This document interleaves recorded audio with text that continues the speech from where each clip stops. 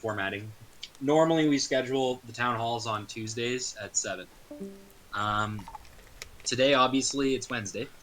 The reason that it was Wednesday and not Tuesday is basically because of schedules of the admins and people that are involved in the town hall. Ironically, there was a little bit of miscommunication, and unfortunately, Misk can't do the education bit tonight. I will offer to the floor too. If anybody here is interested in maybe taking that discussion on, then we can definitely still have it. Otherwise, we'll just do foreign policy.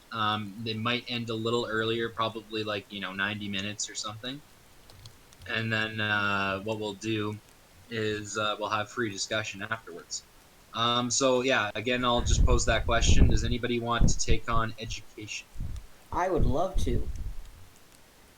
All right, actually, you know what? I love that, Jimmy, because you're in the education system right now. So I think you can, like the younger education system that is. So I think you can give us a fresh perspective. Sure, I'd love that. I maybe Jamie, do you maybe want to help him a little bit? Maybe take one of the topics off his hands, possibly. Not to put you on the One spot. second. Jamie, I can't post you stairs. there? She's there. She said to give her a second. Oh, yeah. Sorry, my hearing just sucks. One second. Turn that off.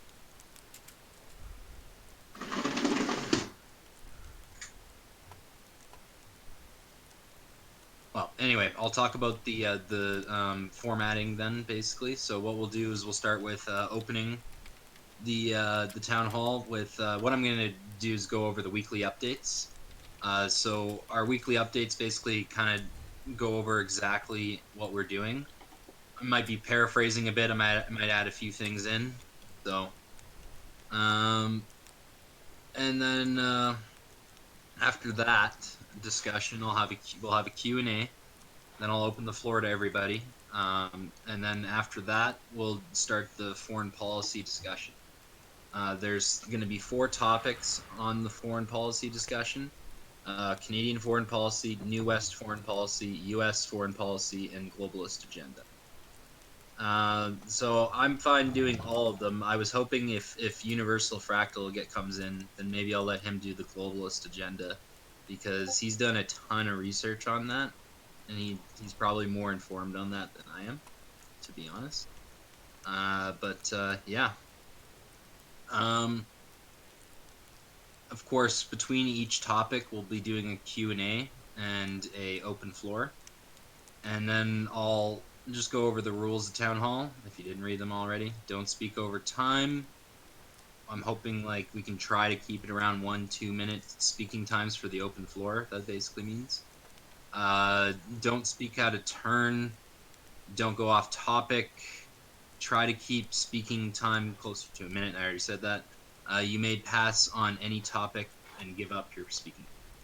But the way I format the open floor is I just let anybody who wants to speak to indicate that they want to, and then we'll just kind of go from there. It seems that's kind of the better route because a lot of people tend to pass, so it ends up taking too much time getting to see if everybody's going to pass or not. Anyhow, so with that being said, um, I will probably just kick it off then. Jamie, are you there? Okay. That's fine. I am going to start with the weekly updates, guys.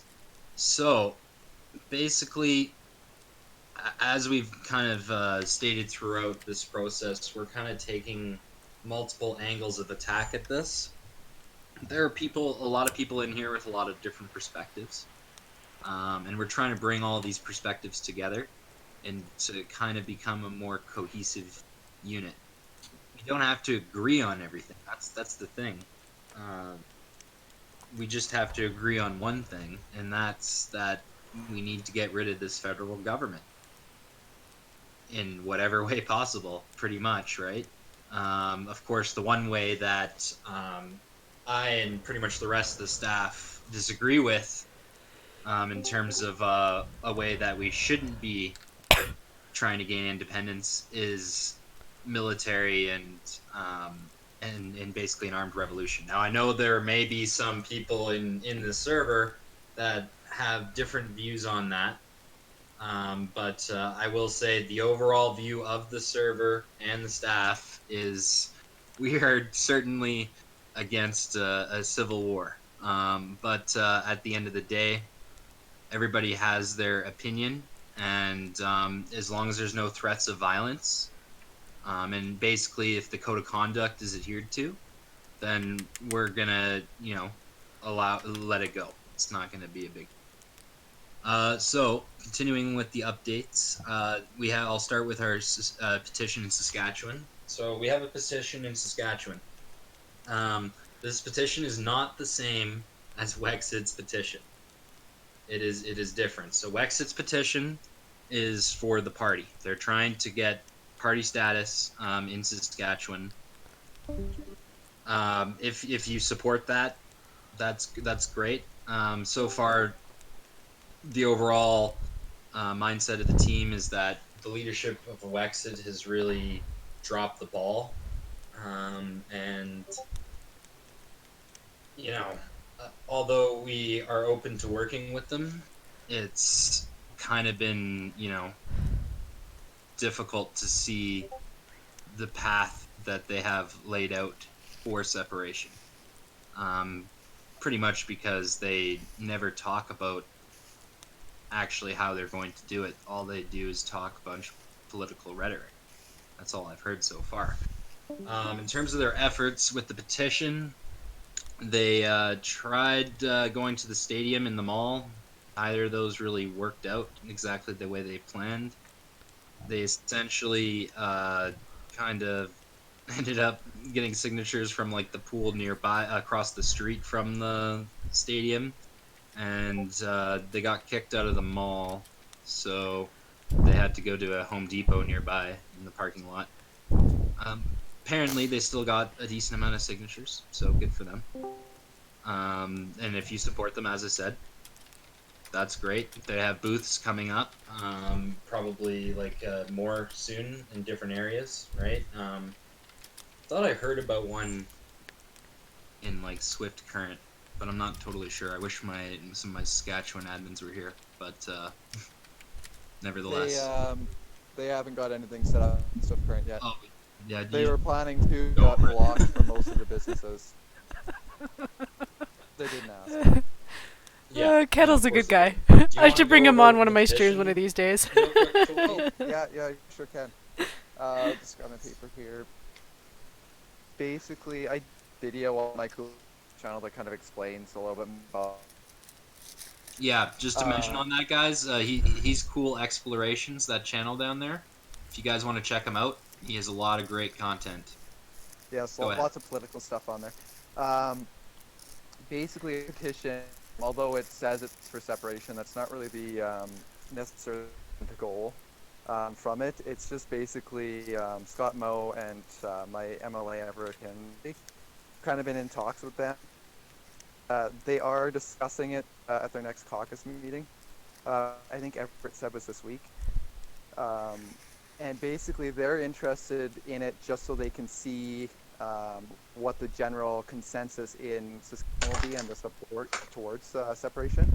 And basically, when we get the petition signed, if we get the percent of signatures that we need, then we can start coming at it with more of a position of strength and power in terms of what we're demanding. And Scott Moe can at least say, have the backing of my citizens. This is what they want in our constituency, and we can start moving towards things like what Alberta was working towards. So that's basically the end goal. And if that doesn't work, then we can force the referendum for separation. So just something that we need to clarify, though, that I wasn't able to clarify before, is that our petition is different from Wexit in the fact that our petition is actually a petition to start a plebiscite on separation. And in Saskatchewan, plebiscites can be started by citizens, unlike in many other provinces, including Alberta. In Alberta, we cannot I don't start think there's very many provinces referendum. like that. Yeah. Yeah, in Alberta, we cannot start a referendum or a plebiscite as citizens. And in Saskatchewan, you can't do a referendum, but you can do a plebiscite. So the plebiscite's kind of the next step after the petition. And that's the one we're talking about. The one that Wexit is promoting is just their political party. Correct. All right. So you can go ahead and talk maybe about the progress we have so far on that if you'd like. Last check, we're up over 530 signatures. I'll just double check here again. This was a few hours ago. Oh, nice. You guys actually got like a decent amount from the other day. Like they just got like 500 last night. And so yeah, already up to 530 now. That's great. Yes, yeah. So, I know Rock, I'm not sure if he's on right now, but he was going to be getting the petition to some of the lawyers in this to review this week. So once that is out, we're going to start looking for Oh, I actually got somebody watching me. Woo! Physical signatures for the actual. Hi, watcher. Sorry, I've been like sitting here rolling a joint listening to these guys talk. Send emails to them when the physical one comes out. So we'll be looking for locations and all that for signing. You heard me right. On an online one is decent considering it's not been out that long.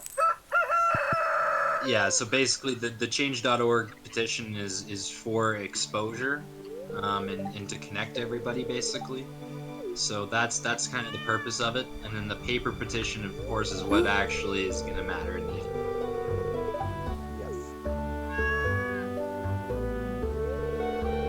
Awesome. And post it again at the when the town hall notes. I'll post up the thing and so everybody has it. Yeah, that'd be perfect.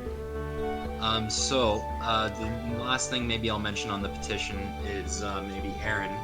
So the person we have kind of leading the effort on the ground there, as well as Rock, of course. Rock's been invaluable. He's been coordinating with everybody on on Discord and getting everybody involved and doing a lot of work. So he's been awesome. And then Aaron brings a lot of experience to the table. He's already actually gotten a plebiscite passed before. It's called Jimmy's Law. And Jimmy's Law basically is a law stating that every, for example, a gas station or any other nighttime business has to have 2 people working from home. So that's basically because his friend unfortunately got shot while working alone. Anyhow, the law ended up getting passed. It shook Brad Wall's hand and everything, and now he's dedicated to this cause as well, and hopefully we can do the same thing. Hello, person. And as I said, he knows how to get this done, and yes, I already did that. I think Rock, yeah, as I said, right. Okay. has done amazing work, and along with the lawyers mentioned in the server, I think we can make this a reality, guys, which is awesome. And I'll point out that the poll, one of the polls recently, not too recently, but said basically that separation Saskatchewan was at 27%. We only need 15. Okay, that's all we need, 15%. As long as we can get the petition out there, then we can capture those signatures. So moving on to the next thing. Tool Pete, you talk about this too, man. Charity drives for Christmas. If you want to talk about that. If nobody else has brought anything forward, I do have one going for a family here in Curran. That they rescued 2 kids who were starved by their parents over the summer, and so they took them in, and then shortly her husband fell off the roof, or her husband bought the roof, and so now he has a job because her husband's boss was to run their business. Have basically no money, and they've got coming in December.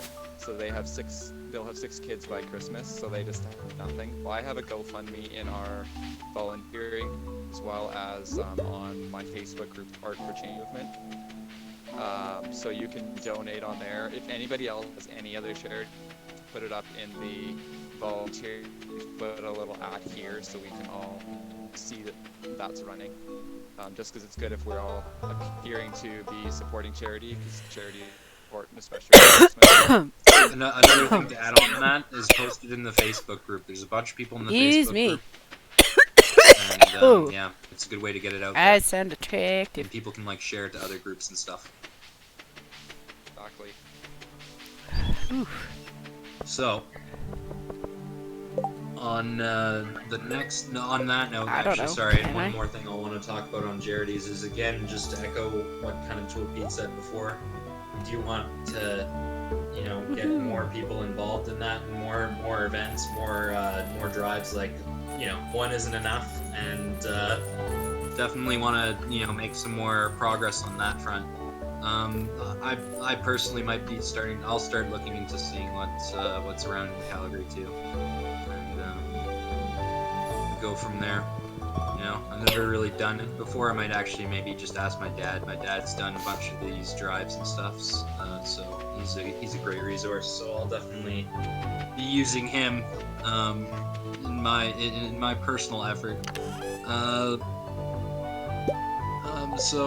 Next thing, business boycott and support. So basically, we do have a King Camel. I'll mention him. He has like a Facebook group that kind of goes over the different businesses that we want to probably gear our money towards and the ones we maybe want to avoid.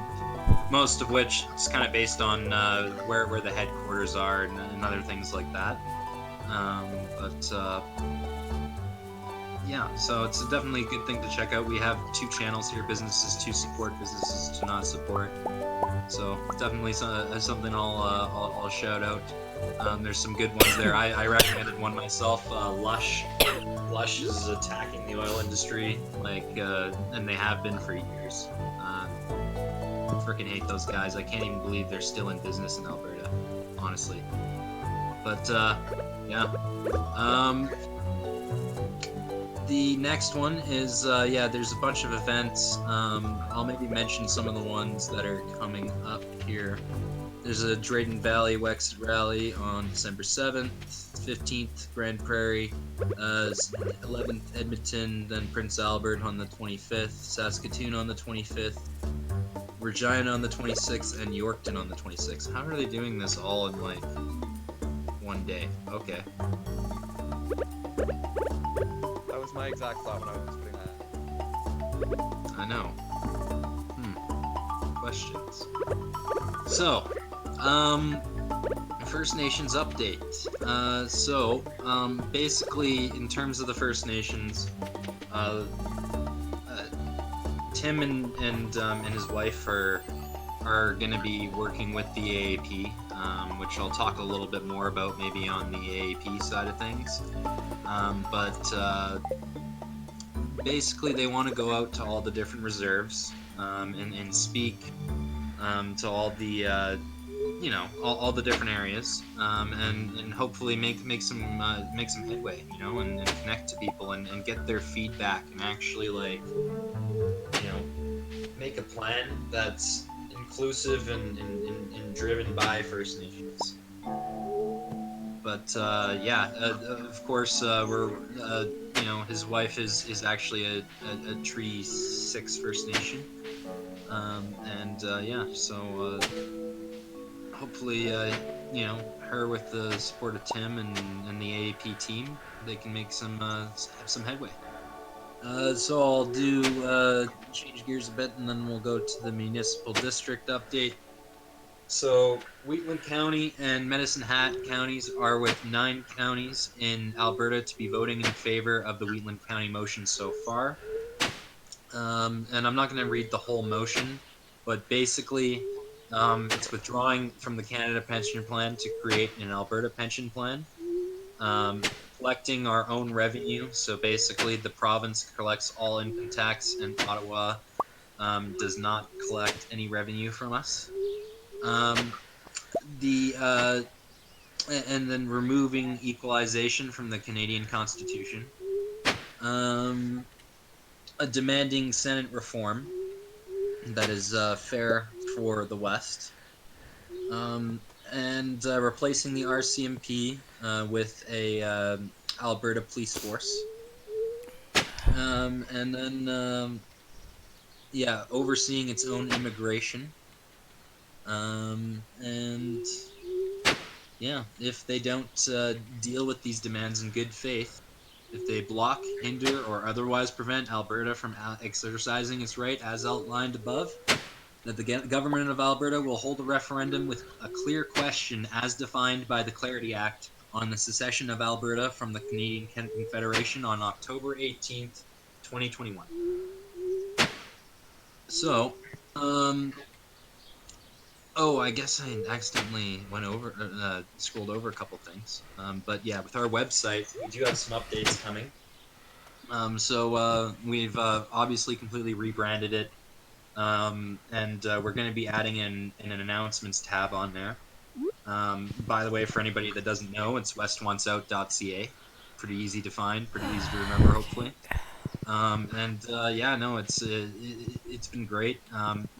Shout out to Silly G and to Keaton. Silly G is one of our web developers, and he basically coded the entire thing. Like he went through all the GitHub and everything, and yeah, no, it was great. And then Keaton, on the IT side of things, he's actually the one who runs the servers for the website. So he's done that for us, which is great. It's basically eliminated our OVH, and yeah, no, it's been awesome. He's also server boosted as well. I'll mention, which is great.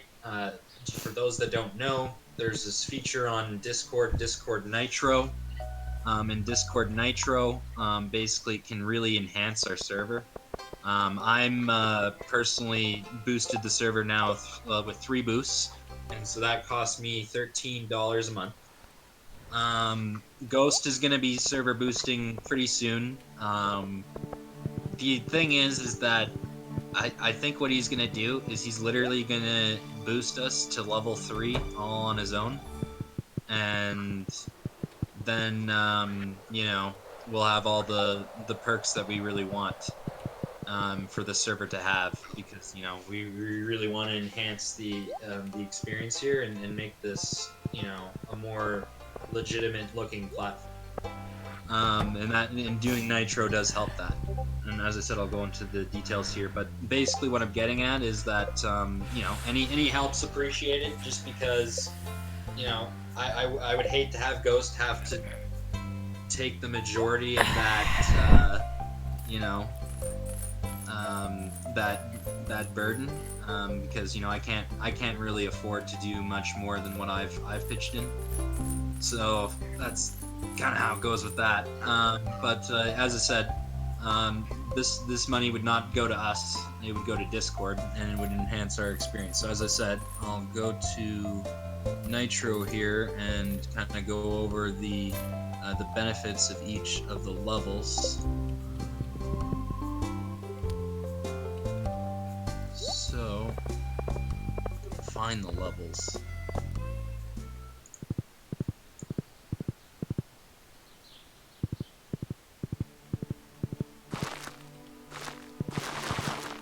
Oh, here it is. Okay, so right now we're at level 1. So level 1 gives us more emoji slots, better audio quality, animated server icon, custom server invite background, and go live streams. Basically better go live streams. The level 2 perks are obviously much better. So you have the emojis, better audio quality, a server banner, which is basically like going to be a nice big banner that goes on the top left of the screen there, so you don't just see like the words. It'll be a lot better looking, and professional looking as well. The upload limit for members will go up to 50 megabytes, and then if we go to level 3, 100 server emoji slots, even better audio quality, a vanity URL for the server, and I'll explain what that is. A vanity URL means that we can instead of seeing that link, that random link, that D5JZKUT or whatever, right? It just is like Unify the West. It actually just says our Discord name, and then when people see it, they kind of associate it better. It doesn't look like a strange link to people, right? When I'm putting this on Facebook, for example, to try to get people in here, and I use that link, they look at it and they're like, what? Right? So if it's a vanity URL, it actually does help bring people into the server easier, especially in our position. The upload limit for members is going to be 100 megabytes if we get to level 3. And that is all I'm going to talk about on the Nitro side. Okay, I also had another idea that I want like everyone's input on, either now or in the future. Yeah. If we were to make t-shirts or hoodies, let's say they take 10 minutes to make and we sell them for $15, and we take that $5 and put it into charity, how would everyone feel about that? Like, is that a good idea or a bad idea? I think it's a great idea. Yeah? Yeah, I like that idea. So do I. Alright. Yeah, I think go for that. Awesome. Alright. That's all.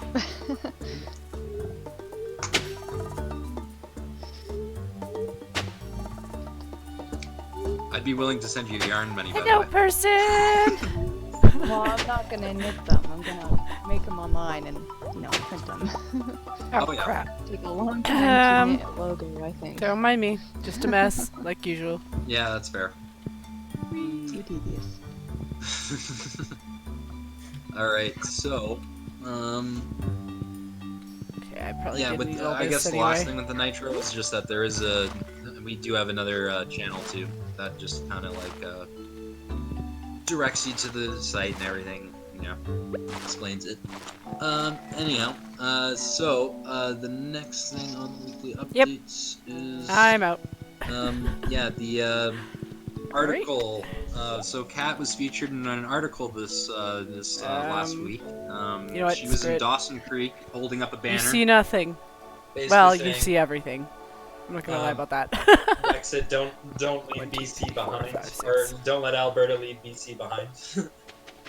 Right, and got I need one a more. lot of recognition actually. So they were both in the paper, and as I said, there's an article that's Oh, linked in wow. weekly updates there.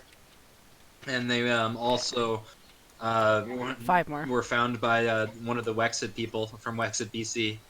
Talked to them a bit. They took a photo, and of course, I will say that they didn't really respond too well to the idea of working with us, but that's okay. Yeah, no, I was on the phone with her while she was talking to them, and so all I heard was, yeah, no, they have too many trolls and this and that, just excuses, I guess. They didn't care, they didn't want to listen. So, Okay, let's but there see. was oh my god, what? what's the name? They had a rally in one of the towns coming up. Forget which one. Prince George, I Again. think that was. Oh, thank you. Yeah, that already happened.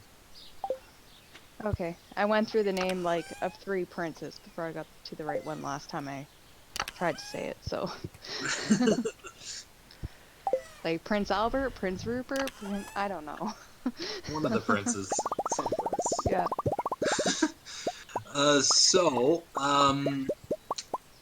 Yeah, I'll mention our content creators because that's the next thing on the list there. I already talked about Tool Pete, Cool Explorations, but we also have, of course, the Noble Savages on here, who do a lot of group streams on YouTube.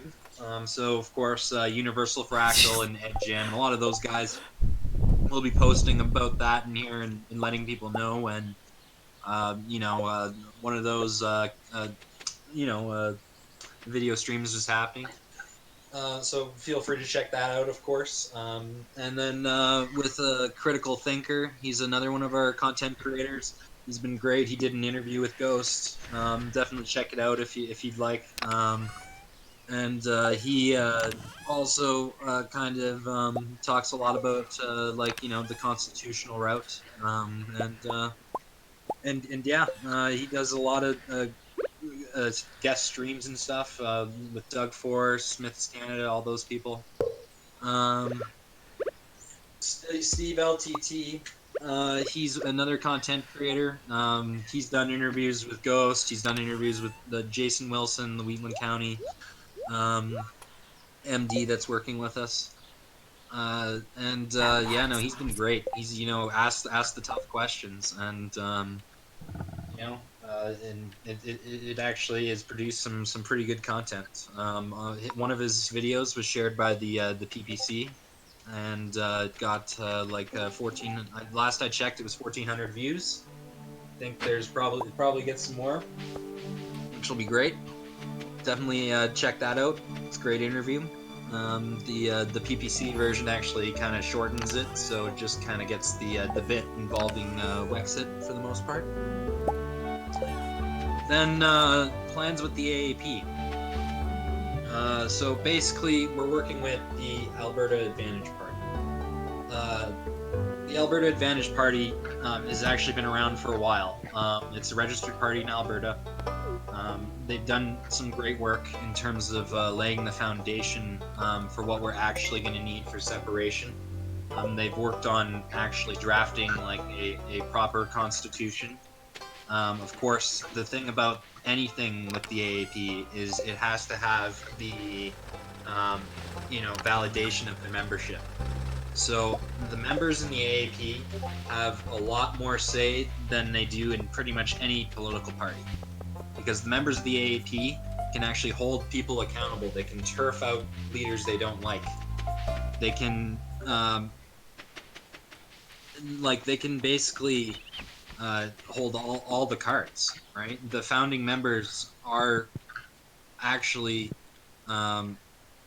beholden to the membership, which is the way a political party should be run. Now, don't just take my word for it. Go to Alberta Advantage Party's site. Go to their constitution. I actually had the link there in weekly updates. albertaadvantageparty.ca/constitution. And I encourage you to read it. Go under it with a fine-tooth comb, and let me know what you think. Yeah, of course, their platform is something you can also check out. They are a separatist party. They do know that the best route we can hope for anyway is to separate from the federal government. But they also know that it's not going to be easy. That's not going to be a walk in the park. That's not like, oh, we're going to wake up tomorrow and it's like, yeah, fuck you, Canada, we're out. No, that's not how it works. No, we're going to be fighting this battle tooth and nail for years and years and years, and we still need a clear majority of the province at the end of the day. And with that clear majority, it's not just going to have to be 51%, more like 60% at least, for the government to have to recognize it, because it's actually not defined within the Clarity Act that it has to be that it has to be any sort of certain percentage. It just says majority. It doesn't define what a majority is. So, working with the AAP, basically. I would assume that a clear majority means 75%, but that's just me. Well, actually, somebody looked into it, and each province recognizes like 60% as a clear majority. But the thing is it's not written within the Clarity Act, so that's the problem. Oh, right. So even if yeah, in a lot of other different things, it's sure a majority is 60%. In the Clarity Act, it's not defined. So even when we have that vote on separation, then it pretty much a lot of the power is in the federal government's hands. Let's just put it that way. Yeah. But so what we're doing with the AAP basically is of course, as I said, we're going to the different reserves. Tim's going to be working with them closely in terms of getting on their different pages and promoting our Discord. We're also going to have them in here, and they're going to be able to elaborate a lot more on this than, say, just me, right? So we'll have people in here that are going to be able to actually interact and hopefully give some guidance and whatnot, right? And keep us informed on some of the things that the AAP is doing. Because it's hard to get the message out there. I'll touch on censorship, like Facebook, YouTube, everything. They've been cracking down hard, and they've been introducing new privacy policies, which are getting worse and worse and worse in terms of actually like protecting people's data while at the same time not infringing on their freedoms. But anyhow, I think, I'll mention too that we're going to be working with Ralph Ambrose. So Ralph Ambrose is Alberta to the point. I don't know if you guys have seen his videos. He has hundreds of thousands of views. Great guy, and he is definitely to the point. Short and sweet, but full of information. And yeah, he really is a great person and a great asset to this movement. And we'll be working closely with him. As I said, Tim and Steve want to do like podcasts with him, and it's hopefully gonna be really great.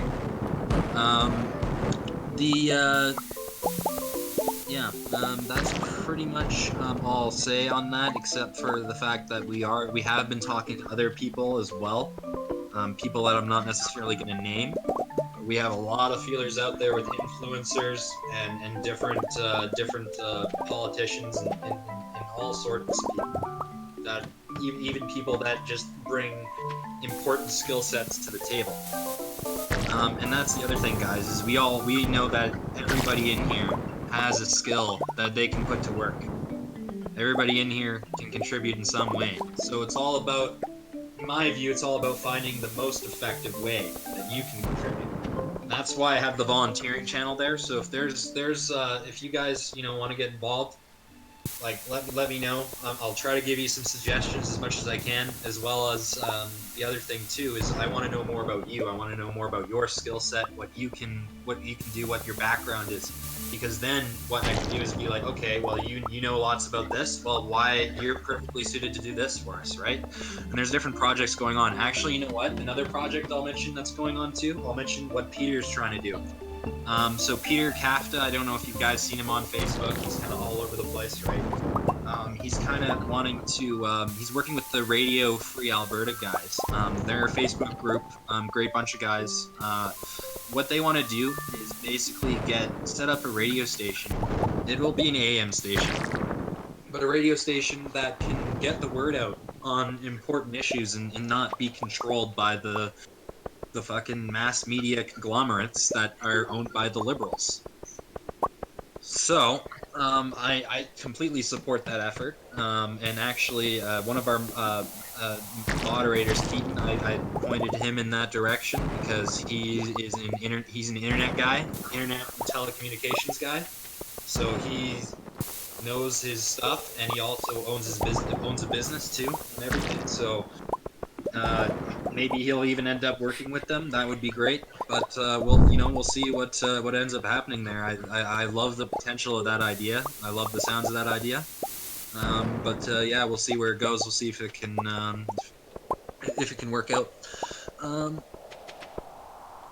Yeah, and with that, I think I'm gonna move on to question and answer. So basically, if you guys can go to Town Hall Notes.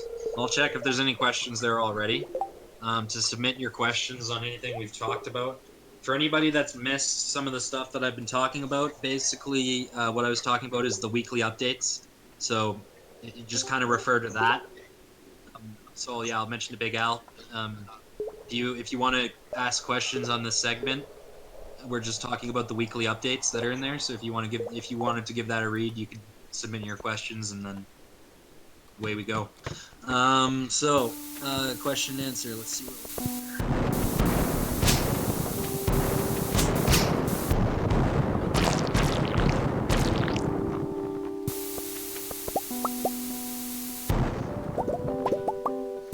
okay, I see a question coming from Why Not.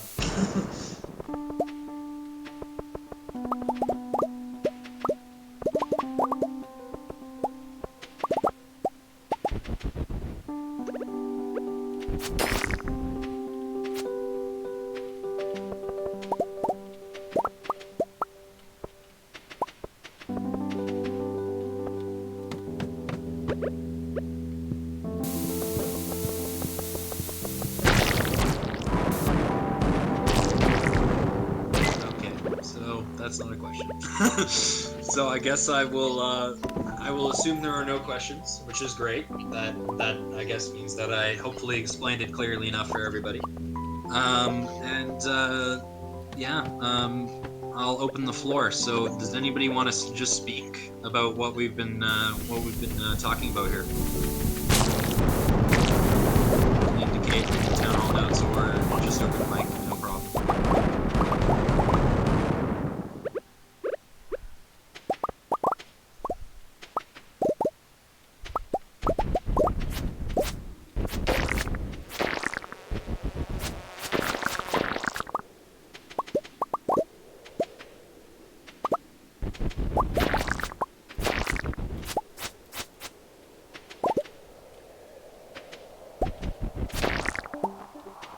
Okay, so I will move on then. The next topic that we're going to be diving into is foreign policy. So, before I start that, Cody, hey man, how's it going? I'm hoping maybe you can help me out with some of the stuff here, if you're willing. There's just a couple, I was just hoping maybe a couple things. So, Jimmy actually wants to take on education. So the interesting thing about Jimmy, Cody, is Jimmy's actually in the education system. He's young. He's 14 or 13. Sorry, 12. He's 12. Yeah, My bad. 12. Oh, is this what you were trying to 12. talk to me about earlier? Sorry, I said 4. I got 14 in my head for some reason. Yeah, no, it's 12. So yeah, he's 12. He's in the education system, so I think he can give us a fresh perspective. And I also would want maybe you to touch on something there. That'd be great. And I also am going to be tackling the globalist agenda tonight with foreign policy, and I know you know a lot more than I do about that. Yeah, I just jumped in here. I might be able to add a few points. See what's going on here. Yeah, sounds good. So, with foreign policy, how I'm basically going to be divvying it up is into 4 categories: Canadian foreign policy, the foreign policy we want for our new Western government, the U.S.'s foreign policy we can touch on because they are an important component in this whole separation thing. And then we'll touch on the globalist agenda, so basically the UN's foreign policy. So, starting with the Canadian foreign policy, essentially Canada has sort of become a laughingstock on the world stage. Trudeau made a mockery of himself in India. He's boggled trade deals. He's ruined our relationship with China. And the thing I'll touch on China. Now, first off, the first thing I'll say is I do not like the Chinese. I don't like the fact that the Chinese have a lot of influence in our economy, and we have very little in theirs. I think it's an unfair trade deal, as is most things when you're dealing with the Chinese. But I do think that the way that Trudeau went about it, the Huawei executive, was actually not a good way of going about it. And now here's the thing, is Trump played him like a fiddle. So Trump, basically, as soon as they were having issues with China, to the point where, it was they knew, okay, this is going to become a trade war, right? What they did with what they basically preemptively discovered is, hey, if we're having a trade war with China, what's China going to do? Oh, that's right. They're going to take their business elsewhere, including in Canada. So, on the verge of a lot of investment potentially coming in here from China, Trudeau, what he did was basically he said, Trump, what he did was he told Trudeau, of course, basically issued the order for Trudeau to get the Huawei executive, and Trudeau fell for it. And what do you know? All that investment gone. And what do you know? All the canola shipments are fucked. They don't want our pork. They don't want all this other stuff because of safety concerns. Yeah, right. China.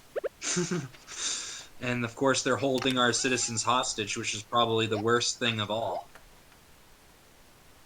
So yeah, I know there's a balance that needs to be made with China. China needs to not have as much influence. They can't be able to purchase um, a lot of different things that they're currently able to purchase, such as our oil companies. We should not be allowing China to buy our oil companies. But that's the thing, is if we fix the trade deal with China and we prevent them from having as much access from our economy, we can still have a good trading relationship with them and hopefully bring investment. But the problem is now our relationship is tarnished purposely by the US to give China less options. So, on other notes, in terms of Saudi Arabia, obviously Canada has had some issues with Saudi Arabia lately. Christian Freeland, I think, tweeted out a tweet about human rights in Saudi Arabia that they didn't take too kindly to. And so, of course, now we're on pretty rocky diplomatic terms with them, which, to be honest, is no loss. We don't need anything from them. We shouldn't be doing business with them.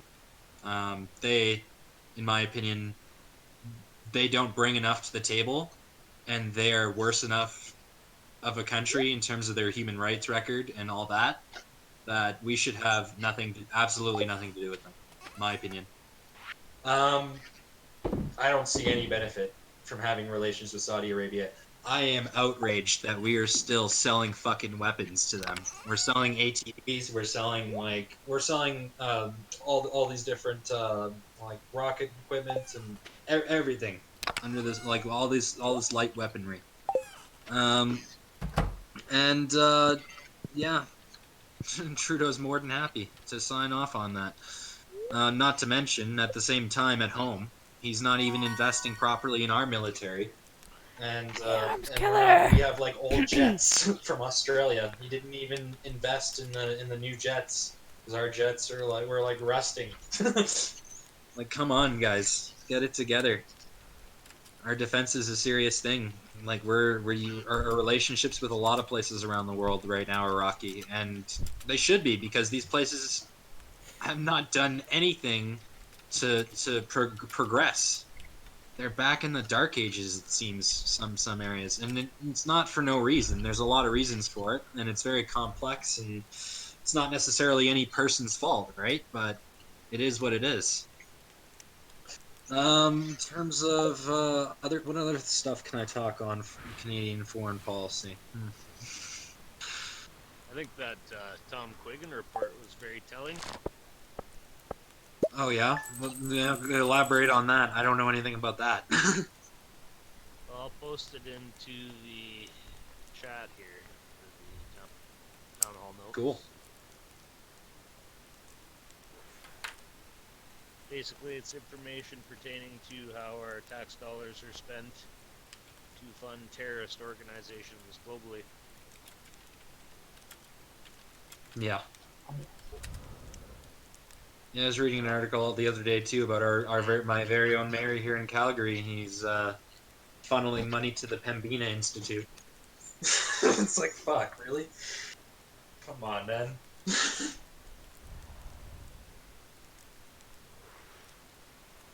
Well, they're funneling money through to the Muslim Brotherhood, which they support Hamas, various terrorist organizations, and they're doing it by giving money to the Islamic Relief Fund in Ottawa, and the head of that is good buddies with Trudeau, and so we are giving money. Our tax dollars are going to fund terrorist organizations. Yeah, and when it comes to like our military operations, they've pretty much been limited now to the UN. So we're basically, I think we have like two operations going on right now that are major, and which are one in Latvia and one in Mali. Mali being probably the one that's the most dangerous.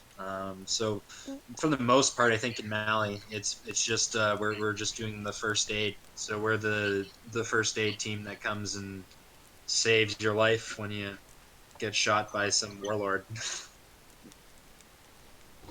But yeah, in terms of other efforts around the world, Canada's not doing too much on the ground. But that's not too that's not I'm not too upset about that, to be honest, because I really don't think that we should be involving ourselves in other countries' affairs. We've seen from history, and I'm going to touch on this in U.S.'s foreign policy, that the U.S. Getting involved just made things worse. They already were. Um, yeah. Oh, the Arctic is a good thing to touch on with our foreign policy. So the Arctic is actually, I think, becoming a serious concern. The Russians do have serious claims to the Arctic, and they conflict with our claims to the Arctic. And let's just say that Russia doesn't play nice. And so, of course, with that, simply because of the Arctic, the Russians are even getting involved in our politics and all that stuff too. And yeah, they're gonna play dirty. And if we are too distracted, then just watch. And the Russians start to encroach on our lands.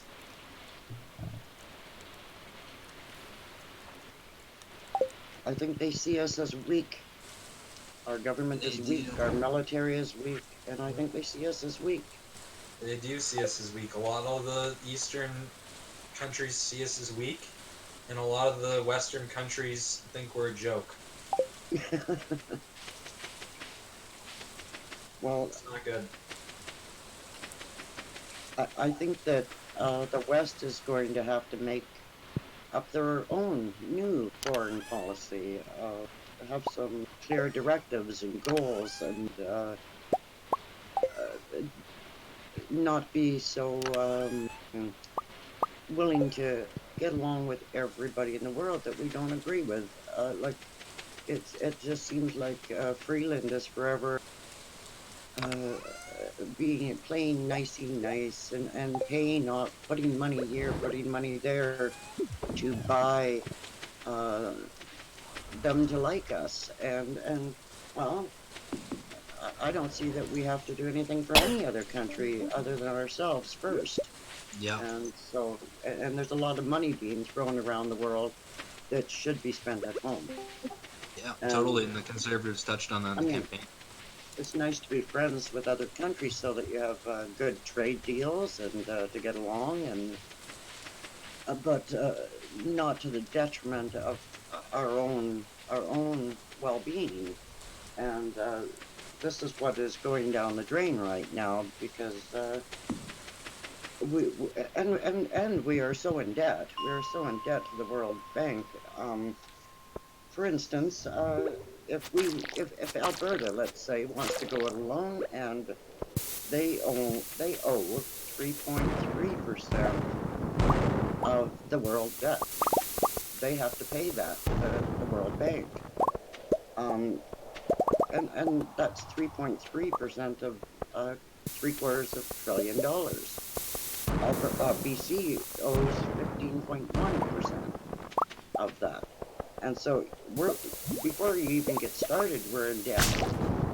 And Trudeau has done this, but it's been going on since 1975.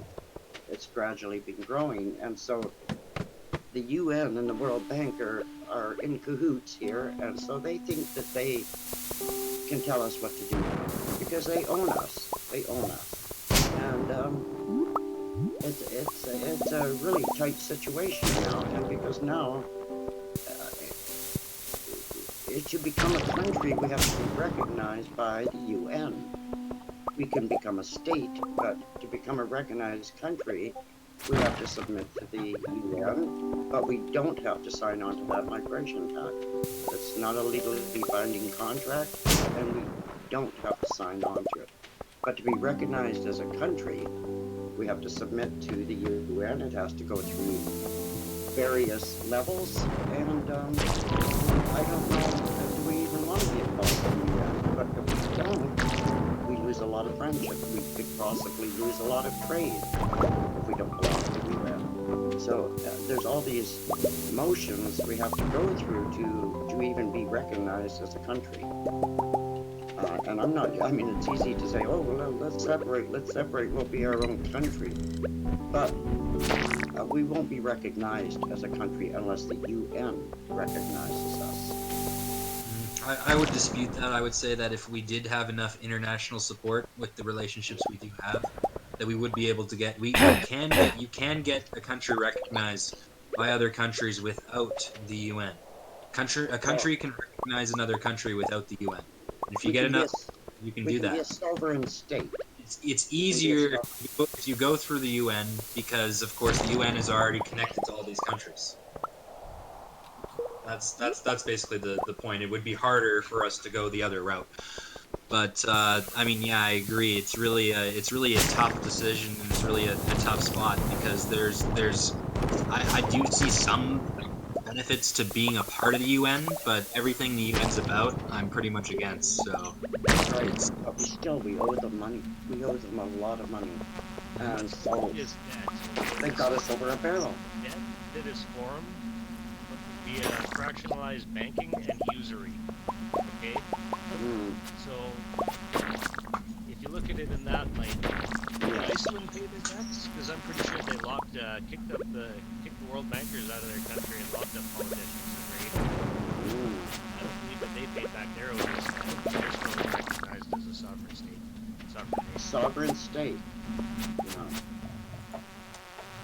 You must be a sovereign state to even go to the UN to be recognized as a country, and then it has to be voted on by the Security Council, and then there's the it's just a whole rigmarole, and it takes a long time. And so I just say, to heck with the United Nations. All they do, they just cause grief, as far as I'm concerned. So do we need them? Do we need the United Nations? That's a good question. I think we should get to that question on the globalist agenda. We'll focus on Canadian foreign policy for now, and we'll be getting back to that. When it comes to Canadian foreign policy, is there any questions on that? I think we've basically covered it. I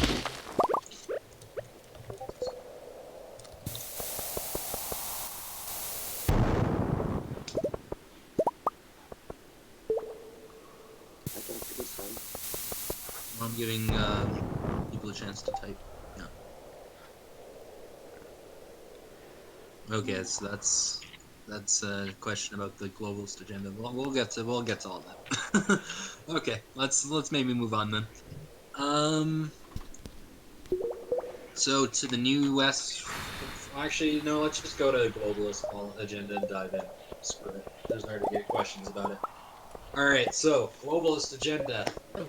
As we all know, there's a UN Agenda 2030, and it is in fact being implemented in a more concrete way than the United Nations has taken in previous decades. They've actually integrated themselves in with our bureaucracy in order to help achieve their goals. It's literally he broke faith with this was telling me the other day. It was like the Italy, yeah, maybe Universal Fractal knows, but yeah, it's they've literally integrated themselves in, and they are pushing this agenda. And this agenda is not good. It is not good, people. It may look like sunshines and roses on the exterior, but when you read the fine print, you find a lot of bad stuff. So, Cody, do you maybe want to talk about that one, or? Yeah, I think it's really interesting, actually, just what you just mentioned. It's funny how when you, at first glance, it actually appears to be something that isn't so bad. They've taken a lot of terms that appeal to a lot of people and used it almost as a cushion and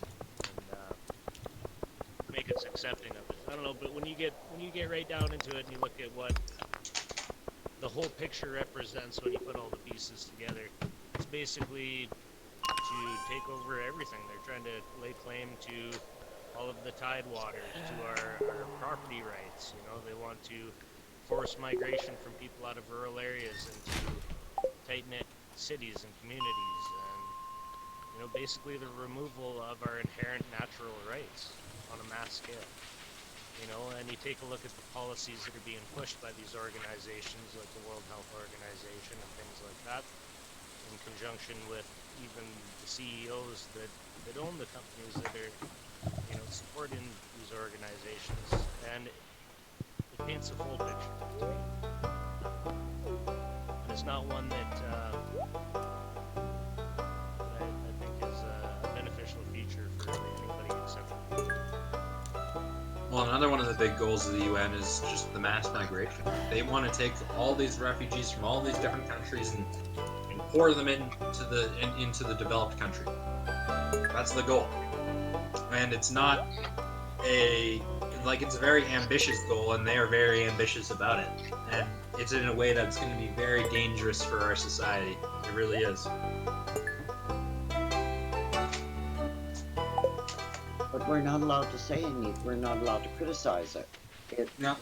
It is. There's a line in the agenda that a criticism of migration will be made illegal, and that it is a human right to migrate.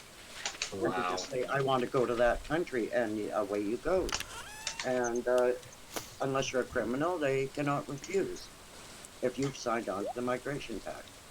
And I think this is what Trudeau has started way back when he started about the racism and the Islamophobia and Motion 103.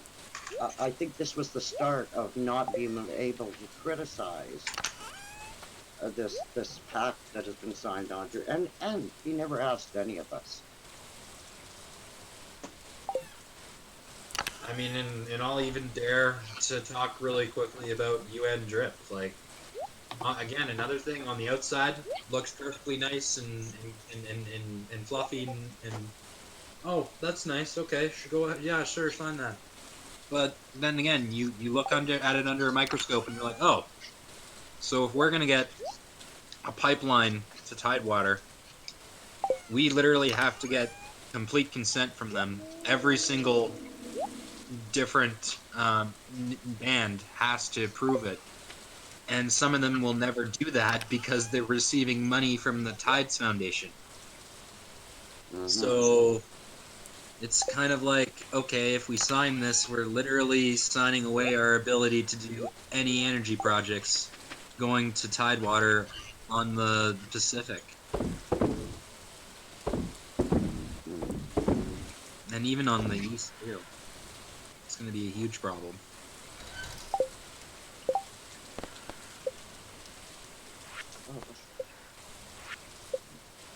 But of course, you know, so far Trudeau isn't going to sign on, but I think he'll end up doing it. I mean,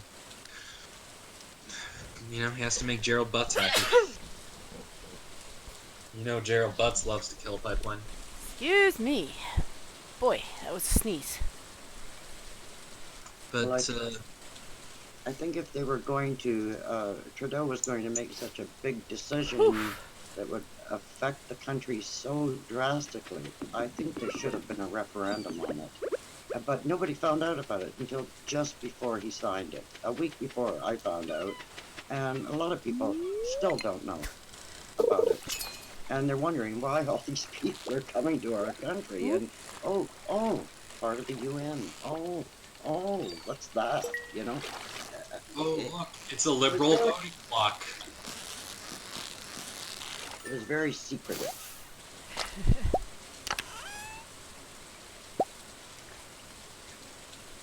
Yeah, okay. Well, I mean, soon even the West will be going red because we'll have so many people from other countries here. Yeah. Well, this is the thing. If we don't separate, they will flood the country, and then the votes will happen, and a chance of, we don't have a chance after that, and seriously, I've thought of leaving the country, you know? Let alone I was saying today that if things get crazy here, I'll just go to Iceland. Yeah. Did Iceland sign the pact? Yeah, Iceland. Yes, they did. I think they did. Oh, then the country's open. I know, but I'm just banking on the fact that nobody wants to go to Iceland. Mhm. So, I guess with that question and answer on the globalist agenda. I guess there was one question from um, Sir SRA, aka Oni, which is what's in it for us to join the UN? Which I guess Joanne kind of touched on, basically getting recognized as a country. I mean, in my opinion, you don't necessarily need the UN to be recognized as a country, but it is a route that is generally taken. But to me, there's not a lot. There's not a lot of benefit to joining the UN. There really isn't. I mean, basically, besides diplomacy, it really is just like all a farce, just to try to build a bridge between us and the world. I mean, and in a limited basis, we need to trade with these people. That we need to have relationships with most countries. Not saying all countries, but most countries we should have a decent relationship, and most countries want us to join the UN, which is the unfortunate reality we live in. Yeah, it's interesting when you put what you lose by joining through them against what we have to gain. And to me, it's like Well, there's another route to go also. There's uh, being a state and being under a protectorate of another country, similar to what Taiwan has with the United States right now. Taiwan is not part of the UN because they were turned down by China. And so they came up, the United States speaks for Taiwan and they protect Taiwan. That's one way, one route.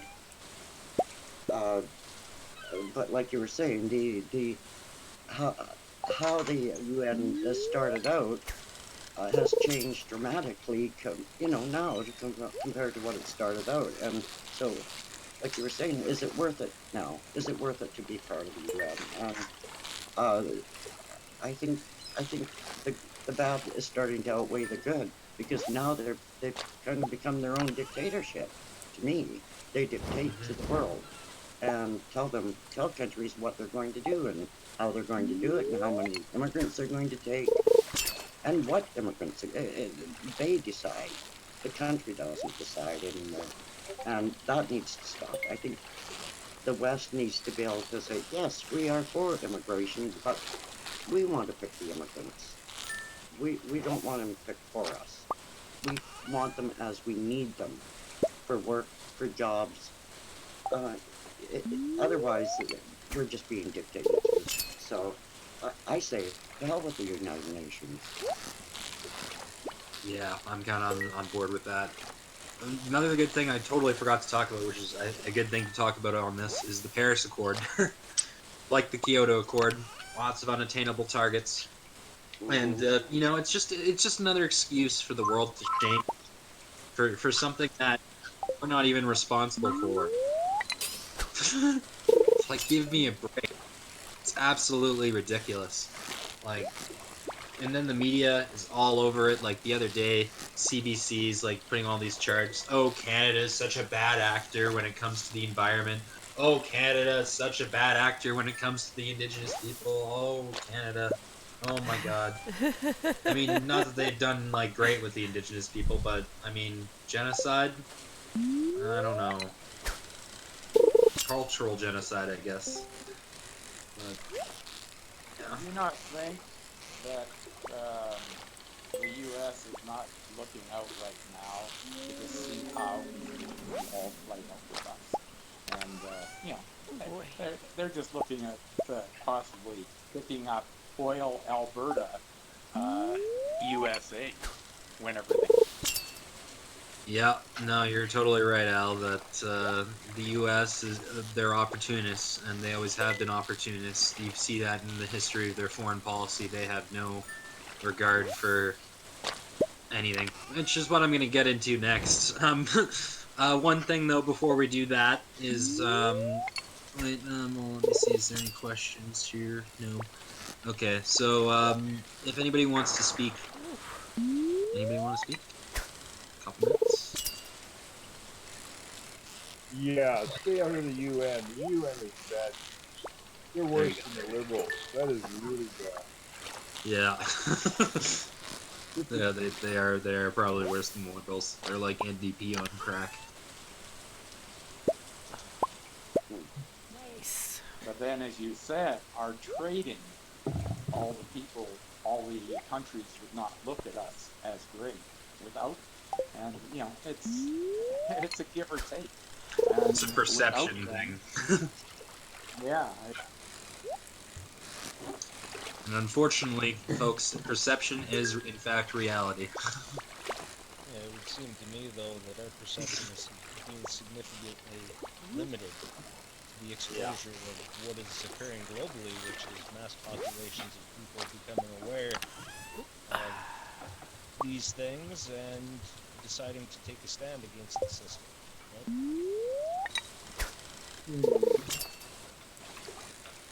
Well, let's hope we can have that happening, because ultimately that's pretty much what we're doing. No matter what you believe in terms of the route that we need to take to get to separation, I think we can all agree on that.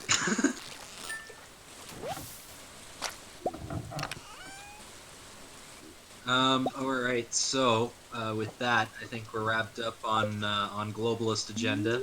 I think next I'll go into U.S. foreign policy, and we'll finish off with the New West. So U.S. foreign policy, for years and years and years, the U.S. has been basically meddling in the affairs of other countries and doing so they can get hands on their resources and hands on their markets as well. That's the biggest thing you have to remember is the Federal Reserve, of course, based in the U.S., which is owned by 6 major banks. The Federal Reserve is in pretty much all countries across the world, with the exception of North Korea, Cuba, and I believe one other. Wasn't it? Isn't it Iran right now? Yeah.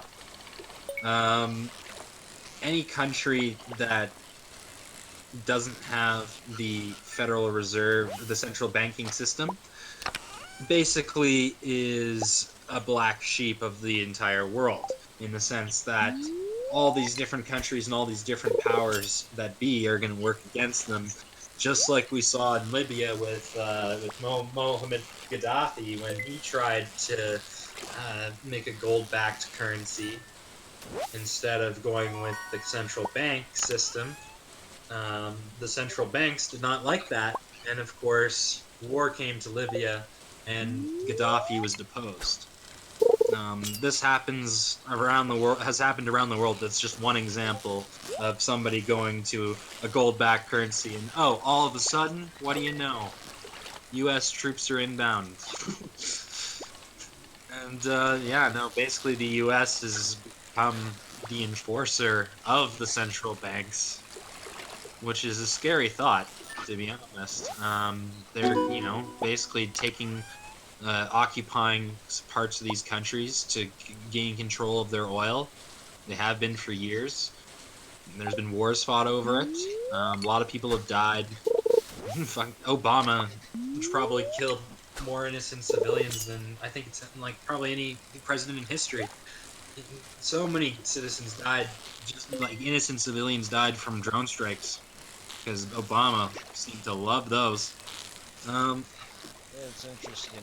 There's more than just that. They occupy them militarily, strip them of their resources, leave in an economic occupation in the form of a new system where they can integrate the vital statistics system and the Roman civil law through the vital statistics. and also have a system that they can integrate into the central banking system, just as you discussed. Right? Yeah, exactly. Libya was a really good example. And the way they did it was heinous, by cutting off fresh water to millions of people using depleted uranium munitions, Yeah. right? Yeah. No, the U.S. is awful. They in their foreign policy they have no regard for human life whatsoever. But and everything they've gotten involved in basically gotten worse. So once the U.S. comes to the table, so does Russia, and of course it's basically a proxy war in the Middle East. Like you wonder why all these people fucking hate us. It's because the U.S. and Russia have come in and they're like, oh yeah, we're just gonna fight a civil war in your country.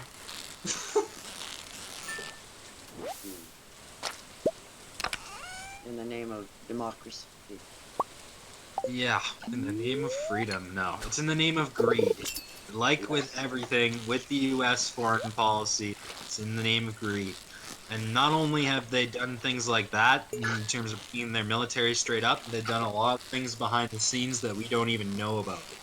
I mean, obviously, there's like a lot of information has come out with the CIA in terms of them installing certain governments, especially in South America, having control of the governments in South America, and yeah, they've literally like supported some of the most brutal dictators and some of the most awful groups in power just because these groups were willing to do their bidding. With the U.S. foreign policy, there is no fucking humanity whatsoever, and I just feel like it would be morally wrong for us to even consider joining them, because they have proven that they're pretty much a scourge on this world, and they just want to suck everybody else dry for their own benefit.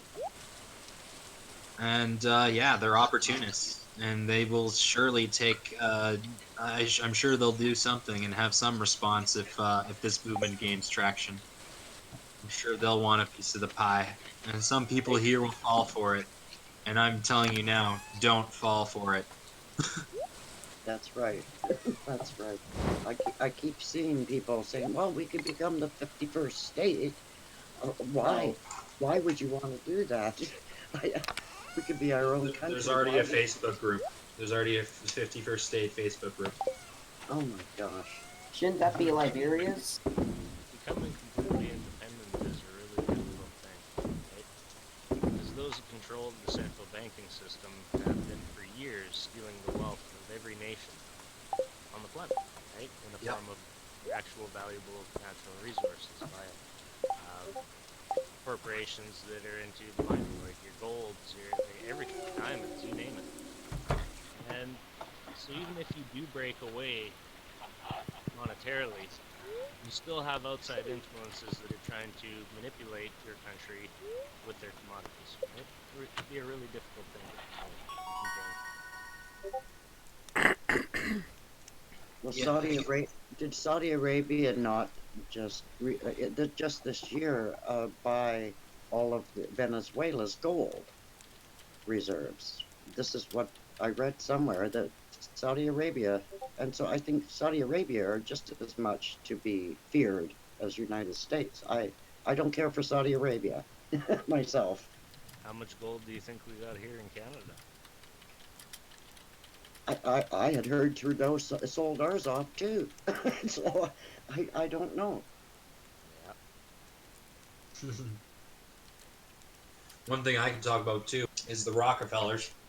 Ah. So I kind of, if you haven't watched Over the Barrel documentary, I encourage you to look it up, watch it. It has a lot of great, factual, important information, and basically it's about the fact that for years the Rockefellers have been funding anti-pipeline efforts through the Tides Foundation which has literally given, like, for example, bribed chiefs and chief and council multiple reserves. They've had paid demonstrations all over the place. Like, they have gone all out in terms of funding the effort against the oil sands here. And of course, the reason they're doing this is because then that makes it so they're the only customer and we rely on their market. And so with that, they can charge us.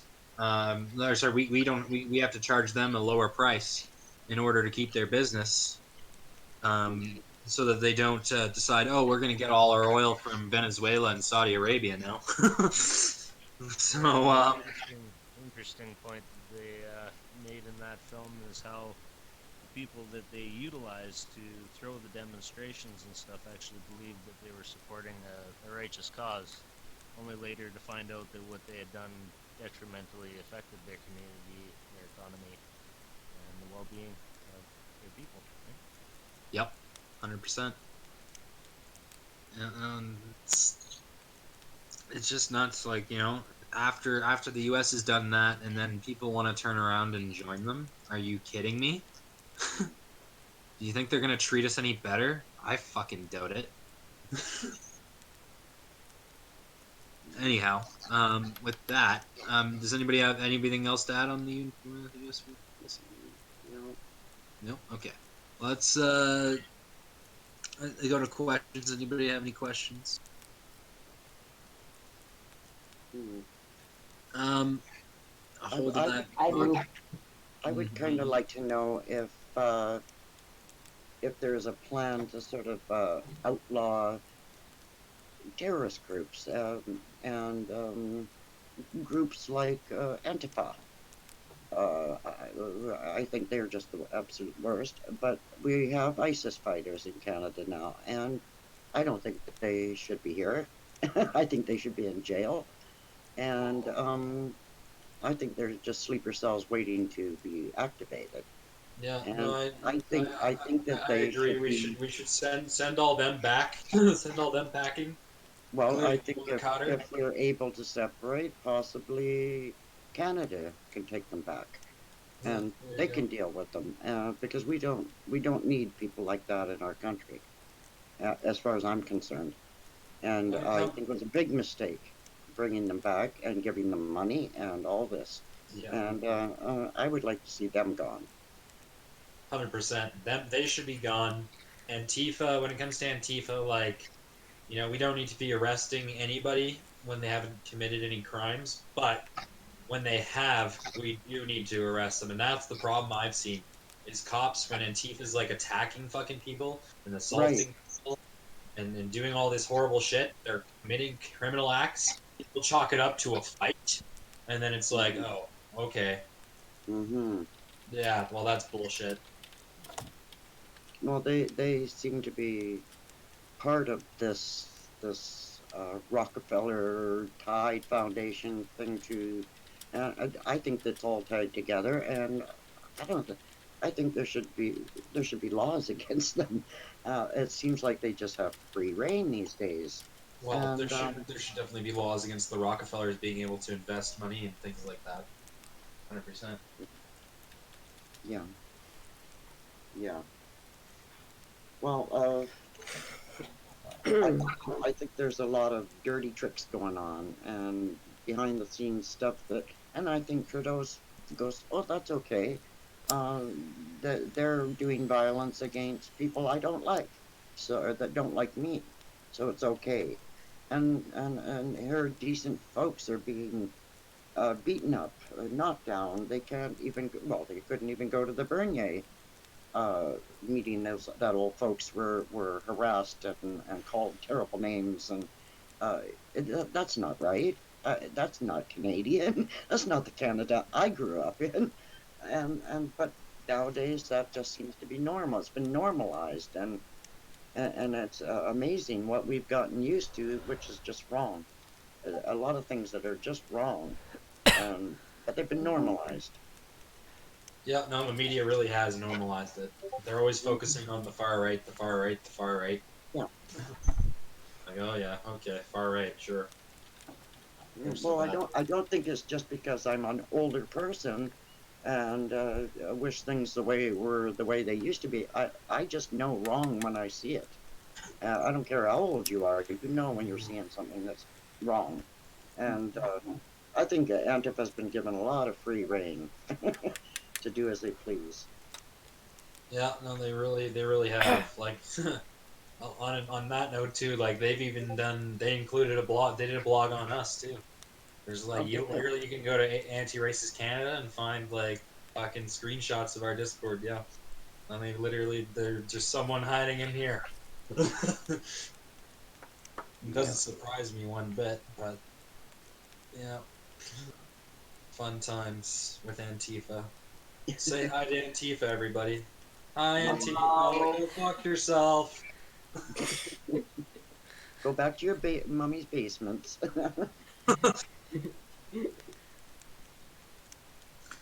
How many are? Oh, that's good. That's. I'll just say this question because it's more like a comment, but whatever.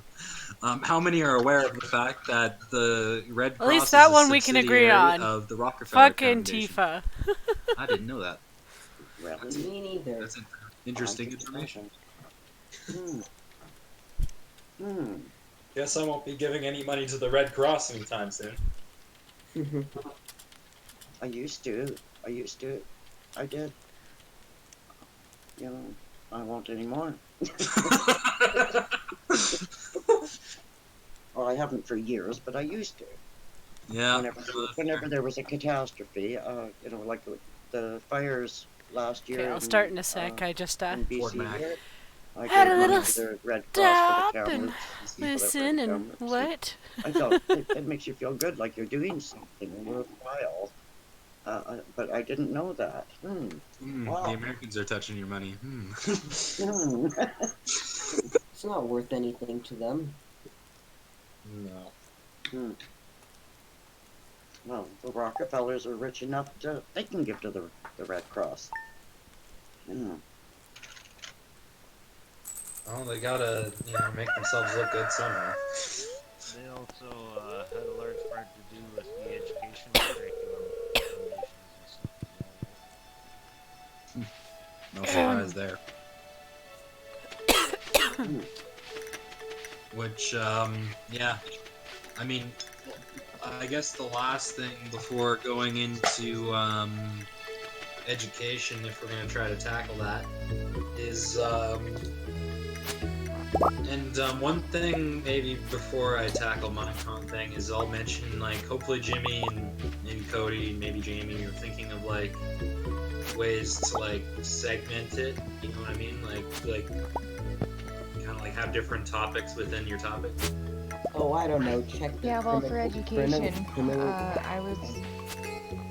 I just moved it to the 9th. I wasn't planning on doing it this one. I was thinking along the lines of maybe checking their criminal record, because you would know this. Last year we had while the NDP was in Alberta, we had a convicted pedophile in office as our education minister. Wow. What did David Egan is? Or wait, no, that's not. That wasn't David Egan. It was somebody else, I think. Yeah, I forget the name. Me too. But yeah, actually, you know what? I think if you guys still want to do education, I mean, we could skip into that right now, because, yeah, I mean, it's already 8:30. Okay, no. Canada CanCam was gonna work with MISG with it. And they're gonna do it. Alright, yeah, no, that's fine then. Alright, well, I guess then I'll resume the topic that I was going to do, and then we'll finish off and do free discussion. So, the last topic is New West Republic. So, I mean, I guess the whole thing about this segment is answering the question, what do we want our foreign policy to be when we separate? So, I mean, good thing I guess we already talked about was the UN. Obviously, we maybe want to try to avoid the UN as much as fucking humanly possible, having a 10-foot pole between us and them.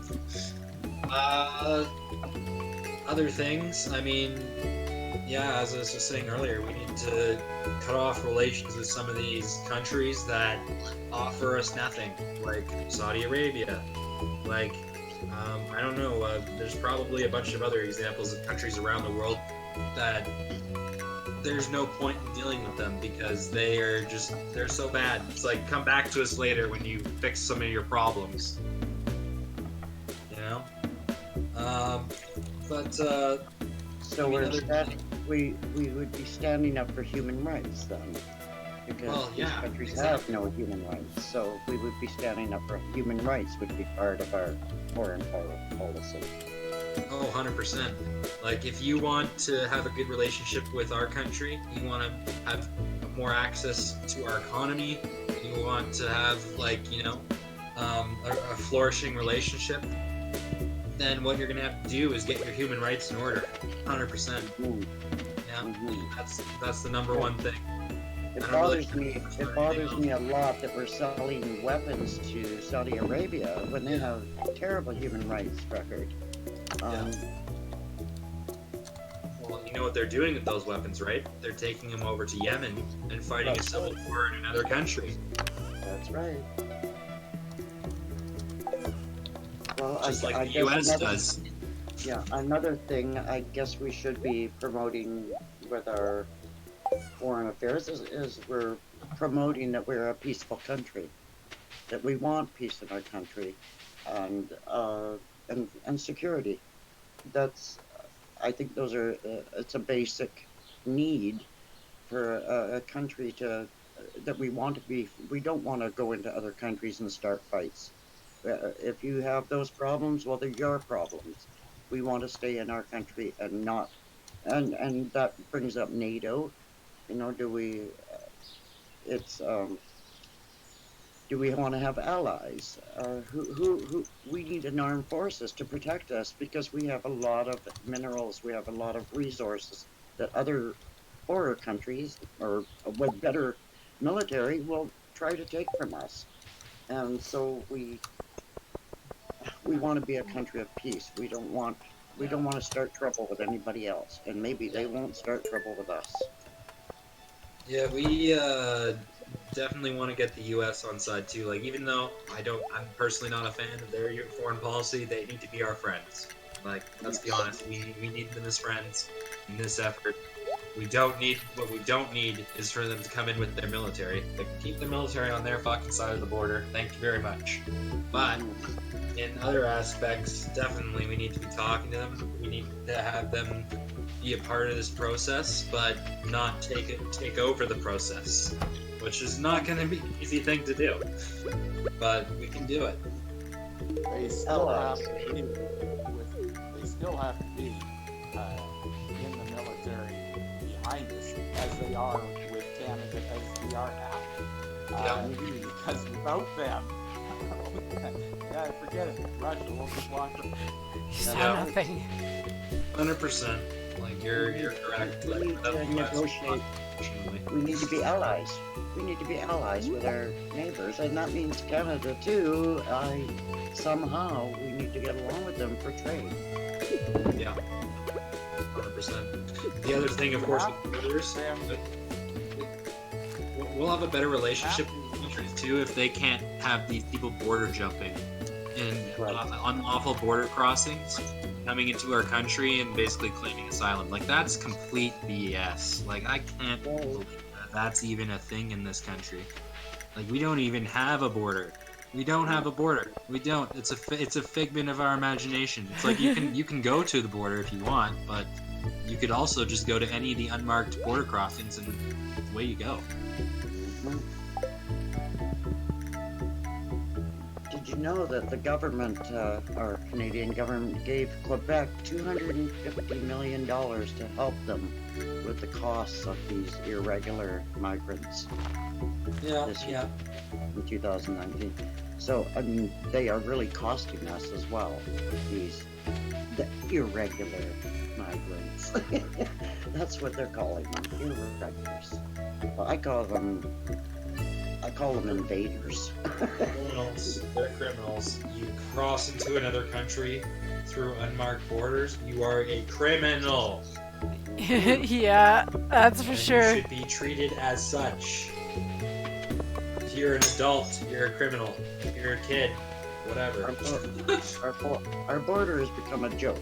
People are flying in from Africa to New York and busing up the border and coming across. Come on. I mean, the word's out. Come to Canada. They won't turn you away. Yeah, oh, the U.S. has denied your visa, you're getting deported. Oh, just come to Canada. Well, I also think if somebody's being deported, that they should be deported right then. No appeals, no nothing. It's time for you Jeez. to go. You wouldn't be being deported if it wasn't for a good reason. So why do you get the chance to appeal it? I think I have most of these. Yeah, well, our court system is severely broken. That's a whole another issue. Mhm. But what else did we talk about foreign policy wise? U.S. What else? Foreign policy. Nice. I don't know. I can look at what Freeland said at the last United Nations General Assembly, and she talked about human rights, gender equality, women's empowerment, promoting peace and security, fighting terrorism around the world. And you know they've done these things that have gone right against what they've said. They've brought terrorists to our country when they're supposed to be fighting terrorism. They've brought terrorism to our country. And they're funding it. And there is no peace. The peace and security they talk about, well, nobody has peace and security right now. Um, uh, uh, the crime rates have gone up big time. 43% more crime in Toronto than there was before, a few years ago. And so nothing that they are talking about in Freeland's foreign policy actually is working at home here. That's for the world. That's for their foreign policy. But at home, things have gone to hell because Just of look their at foreign Europe policy. too. Just look at Europe. Europe has accepted so many migrants from Yes. overseas. Not just accepted, but they have a lot of regular migrants as well. And so, of course, they're just flooded with all these people, and there are severe problems. Some of these countries are reacting like extremely, and like are saying, "Okay, get the fuck out, close the borders, fucking like batten down the hatches." Like Hungary is like batting down the hatches. They're like, "Fuck you, EU, fuck you, fuck you." Yeah, Nobody Hungary gets did. in. And And you know what? Poland. They have a reason to. Yeah, and Poland, they did too, and they will take immigrants, Yeah. but they will not take any Muslim immigrants. That's what Poland says, and they were really uh, criticized by the European Union for that, but they stuck to their guns, and I they don't don't think have it should be they don't Muslims. have I any think it should just problems. be the Muslim majority countries, like all those Muslim majority countries. If you're from Well, I that don't country, understand why they aren't going to Saudi Arabia. Why is Saudi Arabia not taking these? Because they, well, there is the difference in the Sunni and the Shia religion. I was about to say, unless you're Sunni Muslim, they don't want you. That's right. Yeah. They'll kill you. And I was watching a program about Syria yesterday, and many of the refugees are going home. The war is over. They're rebuilding. There are refugees from Lebanon, Jordan, going back and helping rebuild. Now, I think if the refugees that came here were asked, "Would you like to go home? Would you really like to go home? We'll help you go home and give you some money to help rebuild your life." I think there would be some that jumped at it. I really do. But they aren't even being asked. So I don't know. Our foreign policy has become a joke. It really has, because it's not being applied the way that they like to promote. Oh, something I hate too is chain migration. Oh my god, end it, end it. Kids and spouses only. That's it. Done. Well, you know this new center that's been going to be used in Toronto on Yonge Street, I believe it used to be an old hydro building. Well, all the immigrants coming in there are coming from Nigeria, and the first lot coming in are mostly women, for which amazing. But they're single men and single women, and which surprised me because I thought they only usually let in families. So I don't know what's going on there. I guess they've changed their. It's the UN agenda here is kicking in. Whoever applies. It doesn't Well, matter whether you have a skill or needed or anything. It's just they're trying to distribute the population of the world, and it doesn't matter. It doesn't matter how the people in different countries feel about it. It just, mind you, there are some liberal people that think it's just fine, but they probably have never been to a Muslim country. They don't know a lot about Islam. They've no. never been to Africa. I've done both, and I can tell you there are a different breed of people coming than what we usually associate with normal. They don't know this stuff. They I mean they barely know what a toilet is, for Christ's sake, you know. I just foresee problems, big problems. Oh yeah, 100%. So do I think there needs to be a tight rein on the immigration in the new Western Canada. Yeah, I mean, in the process of rebuilding our nation, I think we should not accept any immigrants outside of economic immigrants. Maybe some family immigrants. No more chain Mm-hmm. migration, as I said, Mm-hmm. and and then maybe some people from the east, but that would be it. Mm-hmm. Yeah. Yeah. Yeah, tell the east get it now or forever be shut the fuck out. I wonder if there will be some people in the West here that will want to leave because they don't want any part of this separatist movement. I wonder if they'll want to go live in quote Ontario, and so maybe that'll Yeah, make more room for others that want to come in, maybe from Britain or from somewhere else. That need jobs or because they're being pushed out of Britain by refugees, immigrants. A lot of the British are coming here. I have a Scotsman right up the hill here that immigrated here because they're being pushed out from their own countries. just yeah, like just like we are talking about, well, if things don't change, we're getting the hell out of here. Well, that's what they're doing in Britain. I have an English woman across the street and a Scotsman up the hill here. So even Britain is suffering. yeah. And the sad thing is, eventually we'll have nowhere to run. Eventually. Yeah, that's what my husband says. Where are we going to go? It's all the same. Yeah, like, and one of the big concerns for me too, like, and I guess we'll touch on education just a little bit, is in the university with globalism. Oh my God, man! Like they preach that shit like it's religion, and Mm. it's all like a positive spin.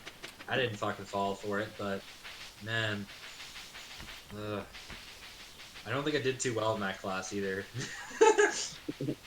My son is a school teacher in Victoria, high school teacher, and he's having problems because a lot of the students coming in, like he has huge classes, 31 kids in a class, and grade 11 and 12 history and English.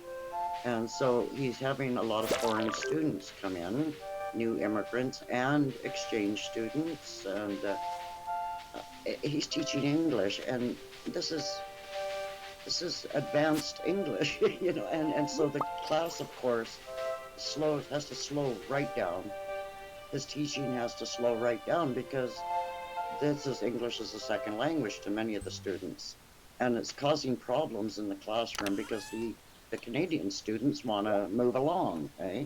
And meanwhile, the foreign exchange students are and the immigrant students are lagging way behind. And he doesn't want to have to fail them, but he's only got so much time to spend with them in a class that size.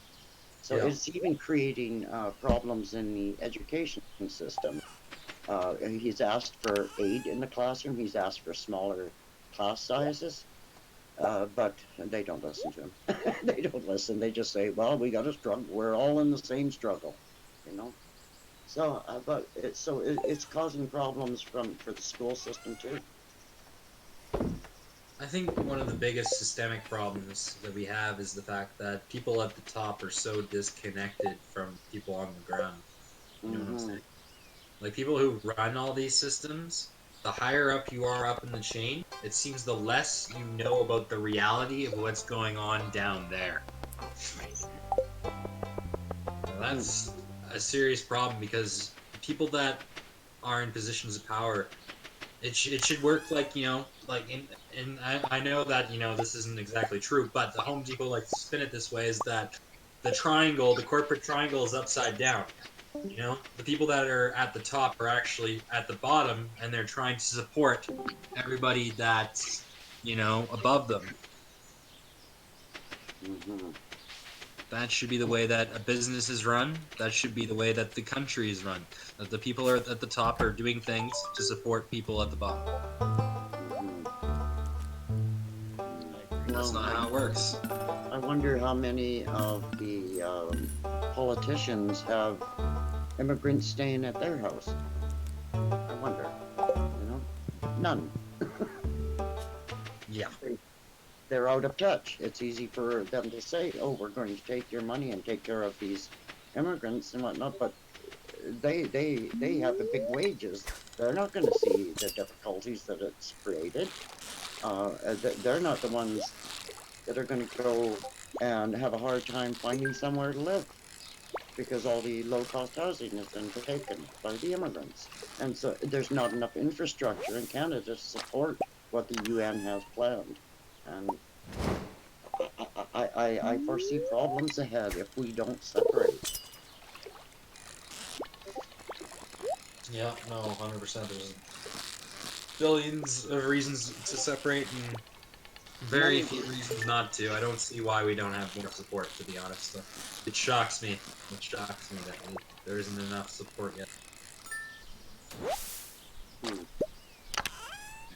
Fear of change. Well, it's also detracting and the theft of the perception through the mass media. Like, really, man, how can you compete with media when separation isn't a hot topic, and when it is a hot topic, it's being hijacked by controlled opposition? Exactly. Pretty tough thing to contend. Everybody's been spoon-fed bullshit, and most people are more than happy to take it.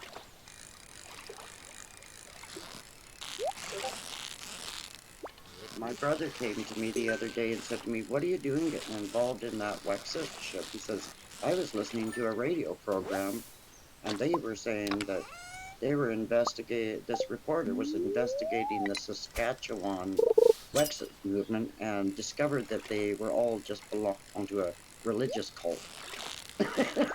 I just laughed out loud. What are you going to say? I said, "What are you talking about? You have no idea what you're." I mean, they just, yeah. I just couldn't believe it. I said, my brother's a nice guy and all, but he's very out of touch with what's going on in the world.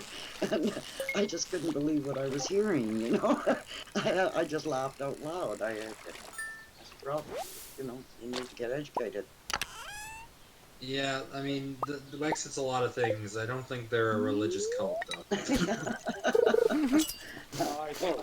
Some of the people in Wexit act like cultists, though. Not gonna lie. Fuck. Some of them are zombies. It's like, I'm gonna repeat all of Peter Downing's rhetoric on repeat all the time. All hail Peter Downing. All hail Peter Downing. That is just So what I was saying is that Peter Downing is the one that is basically the biggest religious cult of it. Well, yeah, he wasn't the Christian Heritage Party, and he is a fucking nuthead when it comes to. He was involved in this campaign with a bus driver or whatever that um, wouldn't he wouldn't drive the or sorry yeah he wouldn't put this LGBTQ thing on his bus or whatever. I don't know what it was, but anyway, basically he insulted gay people somehow in some way, and then Peter was like Peter went on like a big campaign to help him out. Hmm. Well, I think there should be a big division between politics and religion, and I'd like to keep it that way. Yeah. It's because there's just too many religions and nowadays around. I mean, it would be like having okay, the Mormons are going to be running our government now, and we all have to do and act and dress like the Mormons. That would be Or bad. I mean, yeah, how can you get behind somebody that's like literally like was a part of a party that wants to install Christian doctrine as law? Like this is basically like one step up or a couple steps up from Sharia law. Like, come on, guys. Let's Religious law shouldn't be state law. They should be completely separate at all times. It worked in the past, but it's not for the future. No, not at all. You don't make the Bible the law. That's just a bad idea. Agreed. Well, then how does this group stand with Peter Downingham's? Well, what you mean, like in terms of our relationship? Well, right now, it's kind of non-existent in terms because he doesn't want to deal with us, and I don't know. We've been willing to come to the table. Not like we're gonna take orders from Downing. Fuck that. But you know, apparently Wexit wants the same thing as us. Sometimes it's hard to tell with the way that they're running things, but you know, again, we're willing to work with them. We're willing to talk with them. We're willing to see what they have to say. But Well, you have to be willing to talk to all, or exactly, you will not talk to any. exactly. So we want to talk to them. I already like somebody reached out that was basically acting as a middleman between ourselves and Peter, and this was a while way before, like a while back, before we even rebranded. He basically said, you guys have to rebrand now, and then Peter will come to the table. That's basically what he said, and we didn't rebrand right away. We had a plan on how we were gonna do it and everything, and so we basically said, I mean, no, we're not gonna rebrand like just like that, just to get to the table. Like you can come to the table, and then later on we're gonna probably be rebranding anyway. Peter Downing will not come to the table. He's just an idiot, and No, probably not. He's in it for the money and the prestige is all it is. He's suspended by the RCMP for a lot of reasons, plus with his wife and everything. And I turned around and asked a couple questions and have gotten PM messages from him that I will never be able to get back onto the Wessex, what do you call it, website. And I said, I don't really fucking care. Wow, what a guy. But yeah, no, and he's done that with like a lot of people. What was I gonna say again on that? well, eventually, all the different separatist factions are going to have to come together so that we can get this done. That's all there is to it, and It is hold your really. egos in check and get it done. We're in this together. We are. Yeah. That's the hardest contention, always. It's the biggest contention, is trying to bring different groups together. Without the numbers, it isn't possible, but unfortunately, trying to get the numbers together seems to be the biggest obstacle in it. It's got to happen. It's got to happen eventually. Um, if you want it, if you want something bad enough, you'll find a way. Well, here's my advice to everybody here. Don't focus on what divides us. Focus on what unites us. That's what the Discord's called. We're Unify the West. That's right. Okay? That's why. Everybody's going to disagree, and that's okay. That's why I'm with you guys. Yeah. Oh, I used to 100%. live in Alberta for 24 years, and then we just retired in BC just 3 years ago. And at the moment, I'm kind of wishing we were back in Alberta just to, I don't know, help people out more and stuff.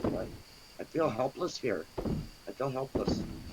Yeah, no, I feel you. You know, if I was in BC, the one thing that I would be sorry about is all the people I left behind in Alberta that are suffering. Well, my daughter's there, and I keep phoning and saying, "Is everything okay? Is her husband's been out of work for over a year?" Well, he just got hired by Encana just this week. Aren't they leaving Canada? Well, Yeah, they are, but they're not. They still have some rigs up north, and so he's going on a rig up north. And I was so surprised to hear that they even still had rigs, because I thought the whole operation had moved, but I guess not. No, only their head offices. There's still going to be operations here. Their headquarters is going to be in the U.S. and they're going to start moving a lot more operations and start phasing out Canada. Basically, is what's going to happen if we don't get our shit done. Mm-hmm. So and that's going to happen with a lot of oil companies. They moved south to take advantage of corporate tax rates. You can because when you pay your corporate tax rates, it's based on where your headquarters is for the most part. So they change from a Canadian company to a U.S. company, and then they just pay operations taxes like payroll stuff like that. Well, I guess that works into our foreign affairs too, doesn't it? Because we want foreign investment here in the West, and if they do have foreign investment, do we want to keep controlling interests so that I don't know. So I don't know. So we aren't being controlled by the Chinese, for instance. They don't own our land or our companies. But flood our lands with drugs. Yeah. The Canadian government has made it so difficult now because they charge so much for permits for everything, and so they're saying they want foreign investment, but then when it comes time, they charge them huge amounts for permits and licenses, and every time they turn around, so it's become a joke. A joke. Companies do not want to invest here anymore. Yeah, no, yeah. Now the business model is starting to become make a business in Canada, okay? Get your business, grow your business, okay? Make your business successful. Show that your business model is successful. Sell it to the U.S. Invent something, sell it to the U.S. Patent something, sell it to the U.S. It's like, fuck, we're selling everything to the U.S. We may as well just sell our fucking souls to them. Yeah. Yeah. Well, I was looking up something. Foreign investment is important because no country nowadays can survive without foreign investment. Just no country has the ability to make all of the supplies and has all the resources, so you have to rely on foreign investment and foreign trade. You can't just be a segregated nation. You just can't do it in these days. You could do it 300 years ago, you just can't do it now. Yeah, to compete on the global stage and be a developed nation, yeah, you're 100% right. But that doesn't mean that we have to allow everybody in. We just have to regulate it more. I mean, don't charge permits and stuff like that. Just be more picky and choosy. Make sure we keep our natural resources in Western hands for controlling interests. I mean, who cares if a manufacturing company wants to come in and set up shop? Well, then they're hiring local people. But when they're just coming in to strip resources and send those resources back to their own country, well, that's an issue, because then you don't make money off of just natural resources. You make money off of natural resources being turned into materials and products. Well, and it's mercantilism. It's a system of mercantilism that's been adopted from like hundreds and hundreds of years ago. Mercantilism, if anybody's not aware, is basically where the country in the better position, so the superior country, let's call them, basically buys a bunch of raw materials from the developing nation. And then what they do is they take those raw materials, they make them into finished products, and then they sell them back to the developing nation.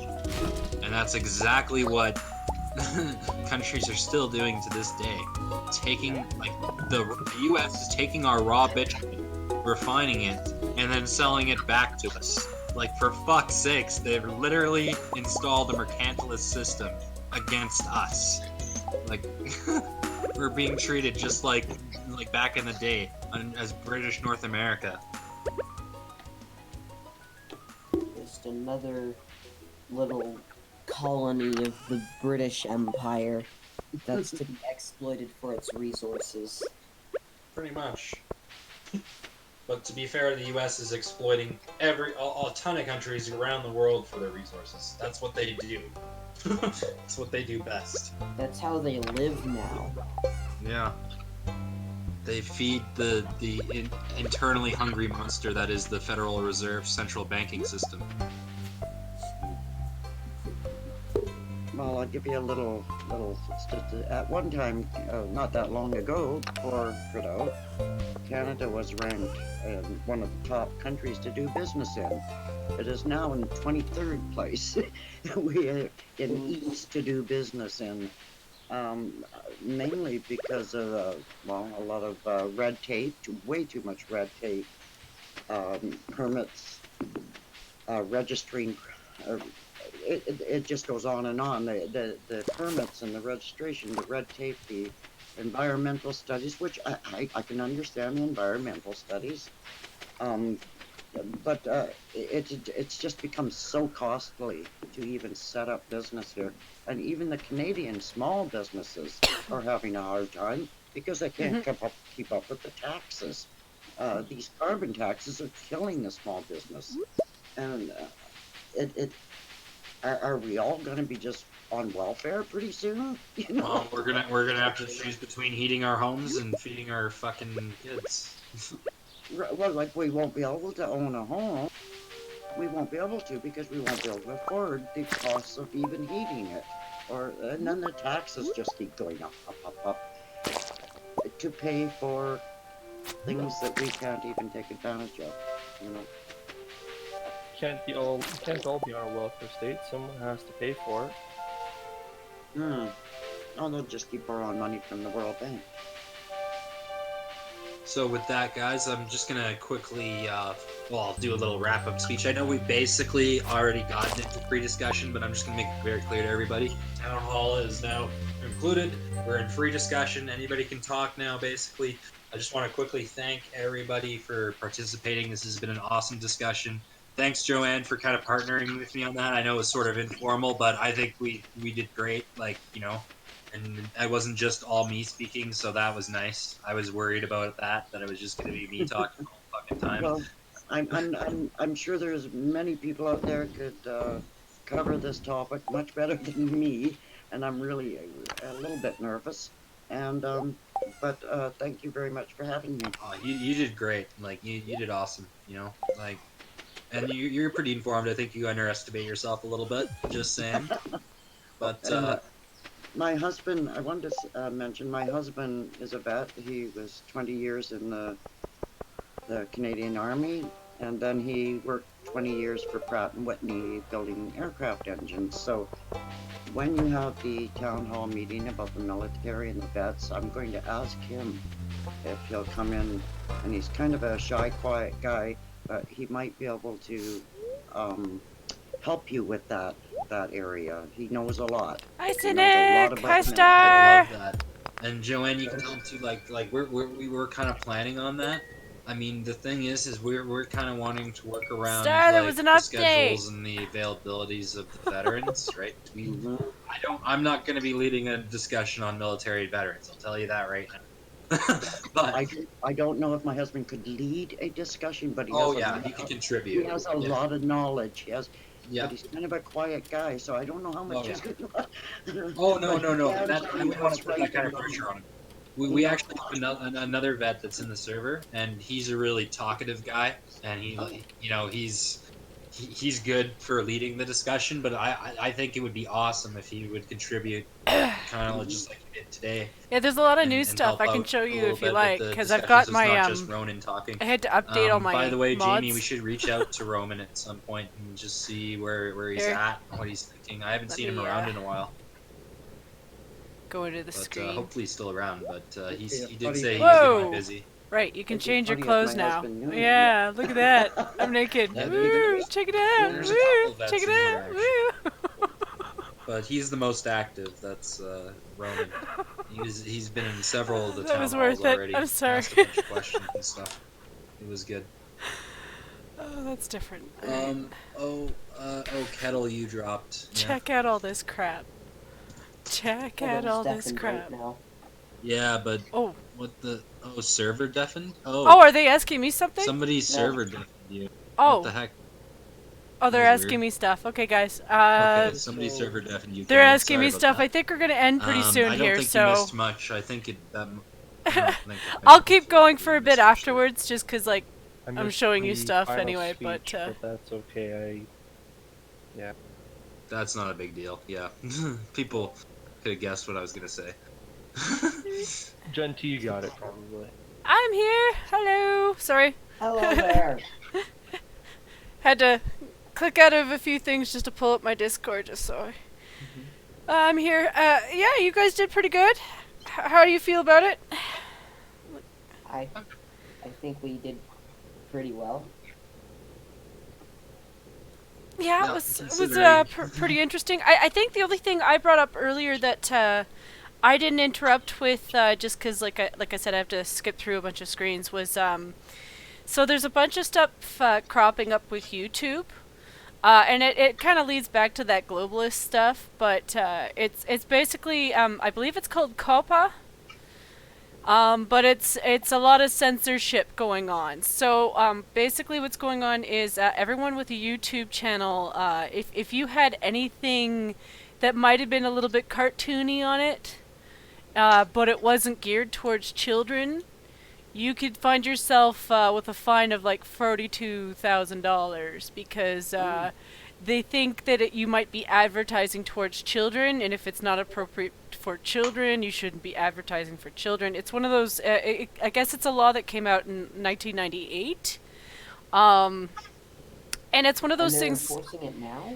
Yeah, it looks like it looks like there's a lot of stuff going on there where it's a lot of discrepancy. YouTube doesn't look like they're trying to fight it, but it looks like they I don't know. They're always wishy-washy when it comes to YouTube. But I mean, like, that's gonna leak everywhere. It's not just gonna go to YouTube. Like, they're just going to YouTube first because when they know that they can go there, the other guys aren't really that far behind. Who specifically passed this legislation? Yeah. Who? I believe it's in the U.S., so We're safe for now. for now, but it's YouTube, right? So it also goes with thing, Google. It's suppression of information and all. Yeah. So two people talking at the same time there. There's obviously a mission to try and suppress information, correct? Yes. Yeah. So they're YouTube is working in tandem with the government to do this. They're probably being paid out for this. So I think the solution, so we can talk problems, and I always love it to hear it, because to see a problem, you have to know what it is, and that you know have to recognize there is one. So the solution to me would be to find out who specifically is passing these and getting them called out by name in places, rather than saying that YouTube is doing this and the government is doing this, but doesn't point at who is trying to jam this legislation through.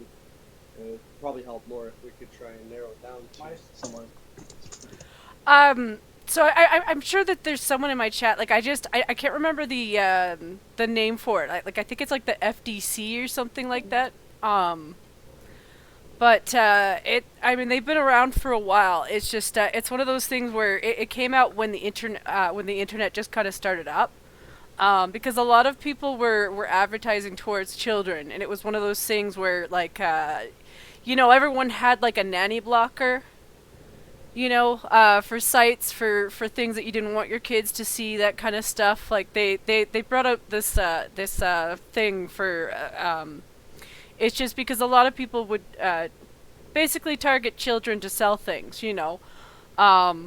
So I don't know where it's all going, but it's one of those things where it's got a lot of weasels in it. Just saying, it's got a lot of weasels in it, because they're not very clear about what that means. Right. Because YouTube has always been 13 plus. PG-13. So So we get back to the problem again. Yeah. Are we all on par here with what the problem is, right? Yeah. Okay, cool. So I got somebody else wanting to suggest something, and I'm going to suggest what I was suggesting. Go ahead. I suggest leave YouTube, go to Twitch. Twitch seems to be the best place to go Right. for us. But then yeah, it they'll is be the next FTC. Yeah, Okay. and that's where I'm going, is Twitch. But then they'll be the next ones that get bought out and spend a bunch of money to suppress data, like happened with Google, buying out YouTube and continuing the same conglomerate. And then you're just going to replace the problem with a band-aid. Yeah. Correct. Another problem. I think everybody needs to start doing their own websites. Fuck all these platforms. Yeah. How do you fuck that shit up? But Like, just so you know, like, there are YouTube videos that are better at explaining what I just said too. Like, there's a lot of the big guys who are freaking out, like, the PewDiePies of the, like, you look at what he's got and he's screwed. I'm just trying to get right Yeah. to the heart of it. I've been thinking this stuff for a while. If you've studied anything to do with what Edward Bernays was, he was the guy that was able to completely brainwash the entire masses of the United States single-handedly with his formula, and it was brilliant. So what do? You reverse that. You use it against them, and you got to really start calling out these people for the crimes they commit when they're suppressing this. So you got to find the documentation, find out who specifically started this legislation, and who wanted to do that. Yeah, in the meantime, agorism, which is kind of what you're explaining, is Yeah. using other platforms, right? That's another approach. It's more than one. Yeah, we could explain it. I'm just trying to get the tide turned as far as, focusing on solution instead of we can discuss the problem all the time. I don't know, we got two people here in this room, side by side, having a third party discussion, and these guys aren't hearing it.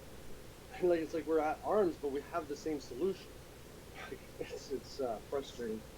They are trying to suppress data. They're trying to put a stop to people communicating freely. So you've got to use the wording that they've used in their documents against them, and to spin it back against them, because they're trying to do it to protect kids. Your fucking parents are the only people capable of protecting you. If you don't want to get on board, you're a shitty parent, Sorry. Well, that's true. Nothing you can do about shitty parents. Well, it's one of those things where it's not like we haven't had, like, computer programs that are meant to, like, keep your kids from, like, finding links and stuff like that. It's just that the thing is the kids are faster than we are half the time. So, I mean, if you're willing to put the budget towards keeping them out, like, do it. And just keep up with it. And it's just when it comes to things like YouTube, it becomes a little bit wishy-washy, because yet again, like, most parents should know what their kids are watching on YouTube. Like, you should know, because it is YouTube. Like, it's not your babysitter for your kids. Like, the TV is not your babysitter for your kids. That'd be a bad babysitter. It's a terrible babysitter. And I mean, people do try to label their stuff correctly, but I mean, like, like, we're all adults on the internet. There's the odd joke that you're like, oh crap, that slipped, And then there's people who deliberately do stuff who've gotten away with it before. So, like, I understand that they want to be, like, go after those guys, but it's just in the past it wasn't taken seriously like this. It's like, it's another one of those things where, like, oh, look, we've got something we can fling at you. I wonder when they're gonna ban you, Snow Mexican, putting out all this content and. Snow Mexican. Like it's like, oh. Oh, I'm waiting for that one because I'm just like, well, I mean this YouTube channel is my second one. Like I built it specifically for like streaming this for you guys. Like, Yeah. you know, regardless of who watches and regardless of how they feel, I wanted you to have a fair shake because nobody's reporting on it, and B, I don't want people to lie about what you're saying. You know, Yeah. they can come on here and see that we're not doing anything illegal, we're not doing anything bad, we're not like punishing people, we're not actually spreading any hate. We're just, you know, we're talking about how we're feeling about things are going, and you know, a little bit of history, and you know, we talk about the globalist stuff. Okay, well, you know, a lot of people talk about that. You could talk about that with a group of like everyone from the UK, from the US, from Australia, and you know what? We'd all be feeling the same boat right now. I have experience with appealing to more people and learning still. And you know, the best thing you can do Yeah. is be open-minded. There's new ways to do things. This has to evolve, right? Yeah. I hate to bark in like a know-it-all or something. I truly believe I know nothing. So I come in and I see the solution, and it's been frustrating. So many people are starting to wake up all at the same time. They're actually starting to see the necessity. I knew this was going to happen. Liberalism is probably one of the best things that could have happened at this point, because it's showing the complete idiocracy of, you know, liberalism, socialism. You know, all of these parties are all socialist. So they want to drive their globalist agenda through. That is not stopping. That is coming full force. And there's too many people fighting amongst each other over which flavor of socialism they want. And, you know, this is what's currently happening right now. If you study anything of history, with these people that were master manipulators, like Bernays, he's probably the best one to study. If you know who he was a nephew of Sigmund Freud. Like, these were geniuses, the most evil geniuses. They were able to manipulate masses by getting them to. You're sitting back, like that's what I've been doing for quite a while, sitting back and listening to the pleas of the people, what they need, and creating a problem to make it worse, so that they want to beg for the solution. Take gun control, for example. It's getting people to beg for their own slavery. Yeah, So it's now, almost Machiavellian in nature. absolutely. So you take it and you flip it back, and you show, look, now you see, you got what you wanted. You asked for it. Now you tried it with the conservatives. They did the same shit. The conservatives are just the liberals just doing the speed limit.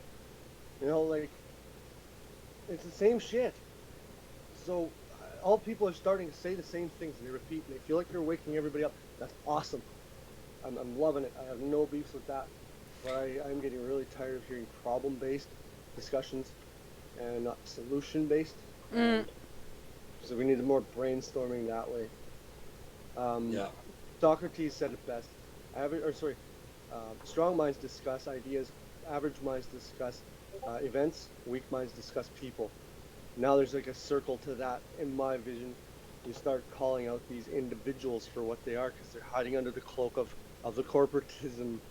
Oh, Canada this, the police this, the courts this. They're hiding under this corporate veil. They're not being called out for this is crime, as far as I'm concerned, at every level. You know, so there's resources available here that we can start maybe being a little more focused. Oh, what you're suggesting, like, you know, take a book out of Antifa's play handbook and just fucking dox all these motherfuckers? Well, you know, it's not entirely a bad thing if it's not done with malicious intent. Well, a lot of the times Antifa doesn't do it with malicious intent. Not always, but sometimes. I would say Antifa is a malicious intent. Well, yeah, I guess they're malicious by nature, but I mean, if they dox you, it's not like they're gonna come to your house and kill you. They are fascists trying to stop fascism. It's like, what? Yeah. Yeah. That doesn't make any sense. It's because they're paid I've demonstrators. never seen them holding up the communist flags. the hammer and sickle. Have you ever seen them at their rallies with holding up the communist flag? I've I seen just it on documentaries. shiver. Well, right in Calgary, I saw a group holding up a communist flag. Yep. I just wanted to go over and Well, they're targeting the the younger crowd. It's like what you were saying earlier, like with the schools and the colleges, even the high schools. Like they're introducing back more programs. Like it's like I remember like when I was leaving high school, like those TV programs. You know, they're just really lucky that they targeted our group with it to begin with, because It's propaganda. well, it was propaganda to begin with, and we were just at the age group where like we weren't really prepared for that kind of BS. Like, you know, a lot of the programs for kids back in the day, like they were really badly written and they were really cringy. So it was really hard to take them seriously. So You know it's what? like As far as you just hope that the ones that they're promoting right now are equally as cringy, because Maybe Jimmy can answer that. As far as I can see it, Um, though, they want to fly the freaking communist flag. Go for it. I have a problem with them flying the anarchist flag. They are not anarchists. Holy No, they're not. fuck. Not at all. Absolute The opposite. yeah. But anyway, Jimmy, go ahead. Yeah, I have to admit, even though we don't usually see anything much on our What the fuck? even Okay, though we who? don't really Sorry, who the fuck is server deafening everybody? There's somebody server deafening everybody.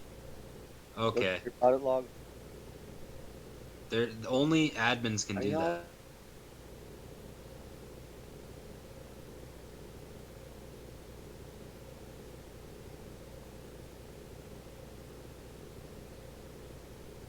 Wow. Okay, something's going on there.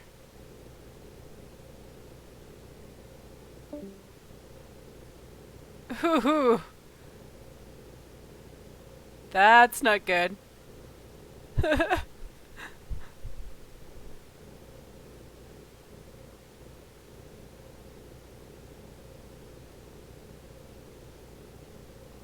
Well, now that we're all deafened, I don't know if this is supposed to deafen everybody for fun, but that is funny.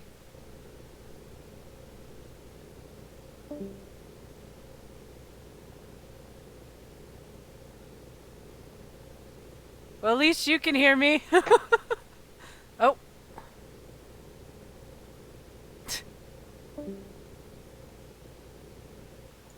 whoever it is, they're meeting themselves to make it look like they. Mm-hmm.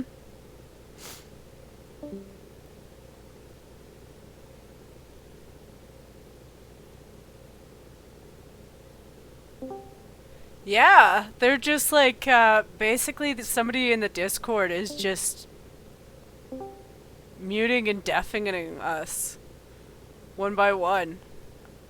This is what I mean. This is why I've been posting these. You know, I was prepared for somebody to do this kind of shit. Yeah.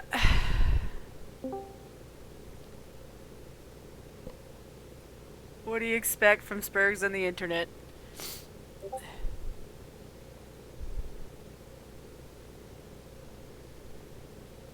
Deafened and muted. Yeah, I think for some reason the members have permissions to mute and deafen. So the guy who was doing that, I found out who they were through the audit logs, and they've now been. The person who was doing that has now been banned. Yeah, I banned the motherfucker who was doing that. Sorry, guys. Cool. Question: who was it? Just so we know for other. Steven.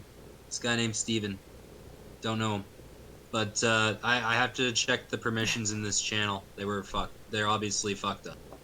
Let me see. Damn it, Steven. Discord is weird that way. Like it's so easy for people to slip in, and it's yeah. No, it's not. I'm running a 2,300 person server, and it's not doing anything like that. Your permissions were.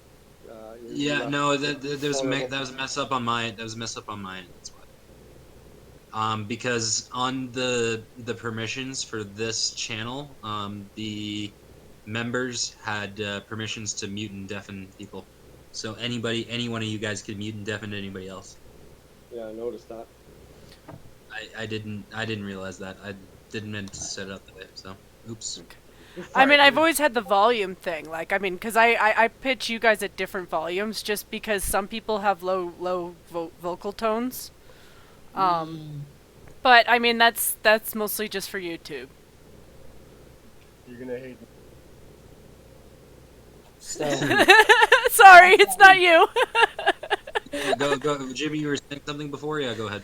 yeah, as I was saying before, we were so rudely interrupted. Poor Jimmy. We don't really get all that much media from the school itself, but I've definitely noticed that our social studies teacher is kind of acting like she's trying to passively, like, tilt people to the left. She's trying very hard, and it's working with a few people, and it's, I'll say it now, it isn't perfectly legal. Well, it shouldn't be anyway, but it basically is. But yeah, no, man. Honestly, man, I had one experience too with this teacher, social studies teacher, and he did the same thing. He's kind of passively, but I mean, from what I've noticed, it's become more and more aggressive. Like teachers are becoming more emboldened to do this sort of crap. But literally, one of my teachers was a candidate for the Marxist-Leninist Party. No fucking joke. I looked it up on the internet and I found him. That's sketch. Yup. Marxist fucking Leninist in my goddamn classroom.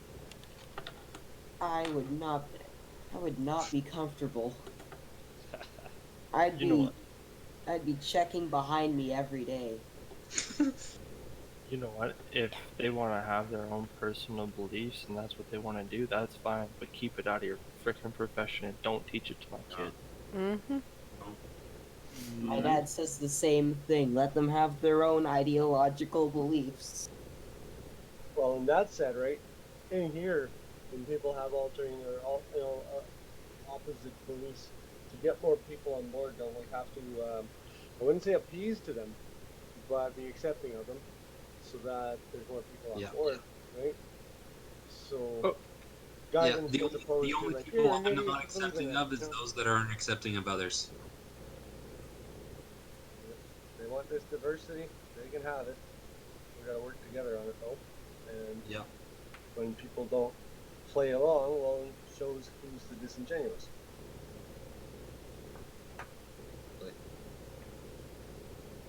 Yeah. It's about optics, in my opinion. And if you look at the Godfather, what did he call himself there nowadays? Godfather of public relations and propaganda. Like, he was genius.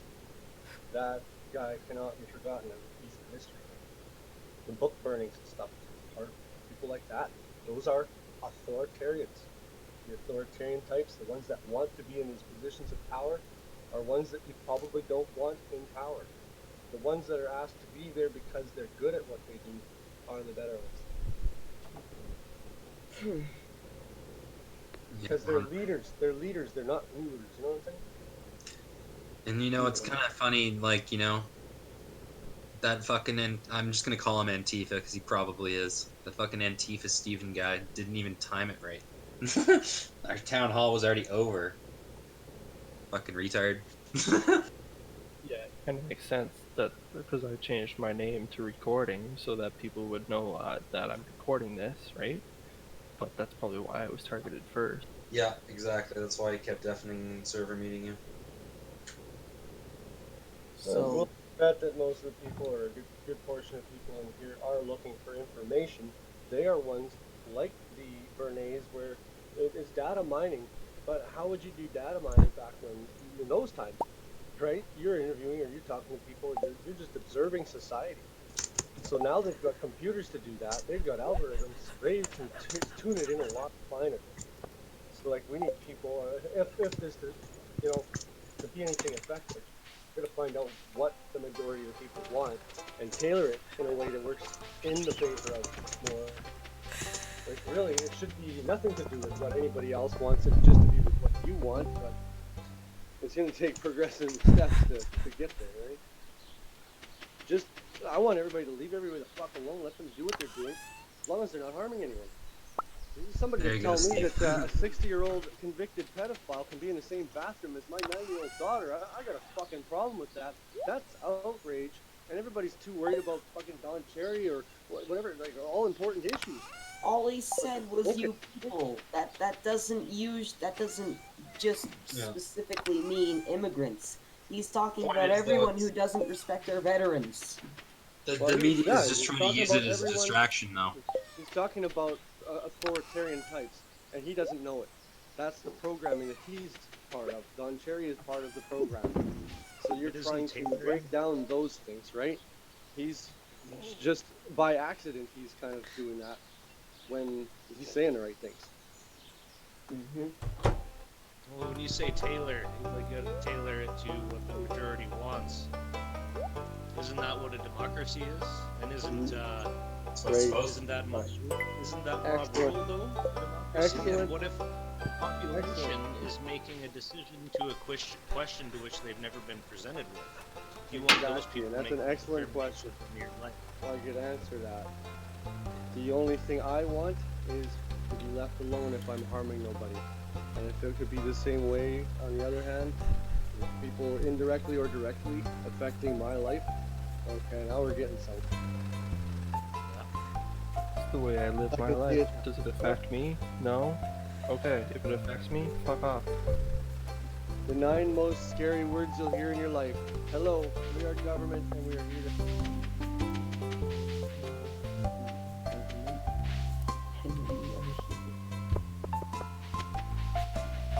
Here to what? We missed the last couple words. There's only 8. There's No. one missing. We are here to help. He said hi. We are government. We're here to help. Yeah, right. No, we're here to sap You your know money. damn well. You know damn well they're here for your interest, right? No. The authoritarian type, authoritarianism will never die. Though I'd like to think it will, but it seems like It's against human nature. We're naturally violent. Power We can't help corrupts. it. Power corrupts. Absolute power corrupts. Absolute. Yeah, exactly. Power. Exactly what he just said is power corrupts humans. Just how it goes. We see it with plenty of people that all seen terrible and sometimes natural death. Yeah. Oh wait. I am of the opinion that everybody in here wants the same fucking thing, and I'm doing everything I can to try and facilitate that. Just because I've studied a fair bit of stuff, and I'm by no means an expert in anything, and I'm more willing to discuss things with people that disagree with me than I am with people that agree with me. So when they agree with me, it's like, okay, cool, we're on moving forward path. Now, what are we doing for solutions? And it sucks when you have to like start thinking somewhat evil thoughts that kind of manipulate people, but for the good, and that good is that they just be left the fuck alone to have their beliefs. Stop harming people. Stop funding terrorism. Stop, believing. I hate if this is going to trigger somebody else, believing in deities outside of yourself and having more control over things than you do. Do you have anyone in your life that has more control over your life, liberty, and property than you do? Talking about people who follow a religion, too. I'm just talking any kind of dogma. I don't want to attack anybody for whatever. I was baptized Roman Catholic and all that. Don't get into religion when you start talking about which religion's better than the other or which political party's better than the other. You're starting to buy All into religions are cult. Let's just keep it at that. Yeah, it's I think the only cult of way Buddha followers and it's a cult of- I think the only way religion should be integrated in any way, shape, or form into the government structure is only the recognition by their Religion out. From a fractal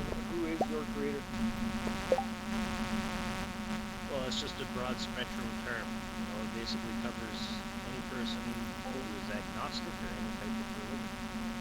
You get into the Monotheist religions. I'm agreeing. I'm agreeing here. I'm just saying, like, you get into sort of the bread and circus. You appease the masses, and you bring them what they want because they're going. We have a problem. We don't know the solution. This is why we've brought other people who are not perfect to solve these problems. Yet we are the only ones who can solve this ourselves by walking the walk and, you know, not doing more than saying and doing it. Great resistance. If I were to be voted as a prime minister, for example, I'd be like, I quit. Now, the only rule I'm going to write before I quit is that everybody just be left the fuck alone and that nobody can be elected into this position ever again. What, so you turn Canada into, like, just some weird limbo? Police yourselves, people. What the hell are people looking to somewhere else to control others, do harm to others more than good? Like, I know it sounds so far-fetched. I see this as the end goal a long time from now, that maybe people can be educated sooner. You know, you talk to your kids, what did you learn in school today? And you go back and talk to your teachers. You're not teaching my kids how to think, you're telling them what to think. Get the fuck out of here. I don't want to deal with this shit. I'm taking my kids to whatever school I choose to, and you can fucking stick it up your ass for that portion of the property tax. Like, more people stand up against shit like that, they're gonna go, oh shit. Maybe the schools will get taken over by local people, like, you know, just, it's at so many levels. There has to be thinking towards, oh, somebody else has to do something. Everybody's standing there with their hands up. Who wants change? Yeah! Who wants to change? Nobody? The world is full of sheep. It's not full of sheepdogs. Sheepdogs move the world. The government created that. That's the you know, the downfall to it, the pitfall to the concept of it. I would disagree that it was the government that created it. It's, I think, more along the lines of human nature and just the way as we were developed over the millennia of we came from tribal structures, we came from pack animals, we've always survived in a group, and in a group there generally has to be a leader who is either elected or takes the responsibility of the group. It just doesn't work any other way. I mean, I agree with you in that people should look after their own and the government should step the fuck out, but not everybody is able to do that because everybody's moral compass is in a different place. What's to say that something that I want to do that I think is good is is not detrimental to something, but I don't see that. That's why the leaders exist. I want to agree, and I do to an extent. I talked to Doug Force about this kind of very thing. He says, yeah, well, so then maybe these constitutions have to be written where if only one person doesn't agree, then that part of it doesn't get passed. Well, then how the fuck would anything get passed? Nothing will get passed. Right. Nothing. Exactly. So I just think constitutions do absolutely nothing to protect you unless they're made of Kevlar and strapped to your chest. You know, it's impossible to just jump right from step 1 to step 10, where I think the first step is educating people and learning how to, you know, you don't do wrong to other people because you don't do wrong to other people. It'll end up you living a shitty life. Cause and effect is going to come and bite you in the ass, and you can see it evidenced in everything you do, as opposed to rules. And oh, if you do this wrong, we'll just fine you money and throw you in cages. I mean, that leads to more of a rebelliousness. Like, fuck you, you tell me I can't do it. Rage Against the Machine rights, and fuck you, I won't do what you tell me. How do you balance it? How do you balance the human social structure with absolute power corrupts absolutely? Right? How do you balance those? Because Start educating people, allow them to have their own forms of defense, train them, and like, you know, so that they know how to do it effectively. Teach them And to think critically, show them what has transpired through history, and make them ever vigilant and watching for it to ever have to get. Right? yeah, police Like yourself. you I'd said, rather live in a a piece dangerous of freedom. paper is a piece of paper. I'd But if rather you have live in peaceful. I'd rather live systems, in. Sorry, I just want to finish this off, right? Rather live in peaceful, or sorry, dangerous freedom than peaceful slavery.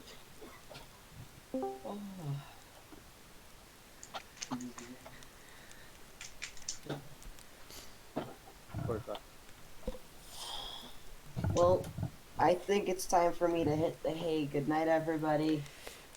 Yeah, take her easy, Jimmy. Have a good night. Thanks for joining us. Yeah, I'm gonna leave that part of the stream. I think for sure. I've had enough of the Wexit part of I it. think So, you're right, indeed, about the you know, it just being a piece of paper, you know.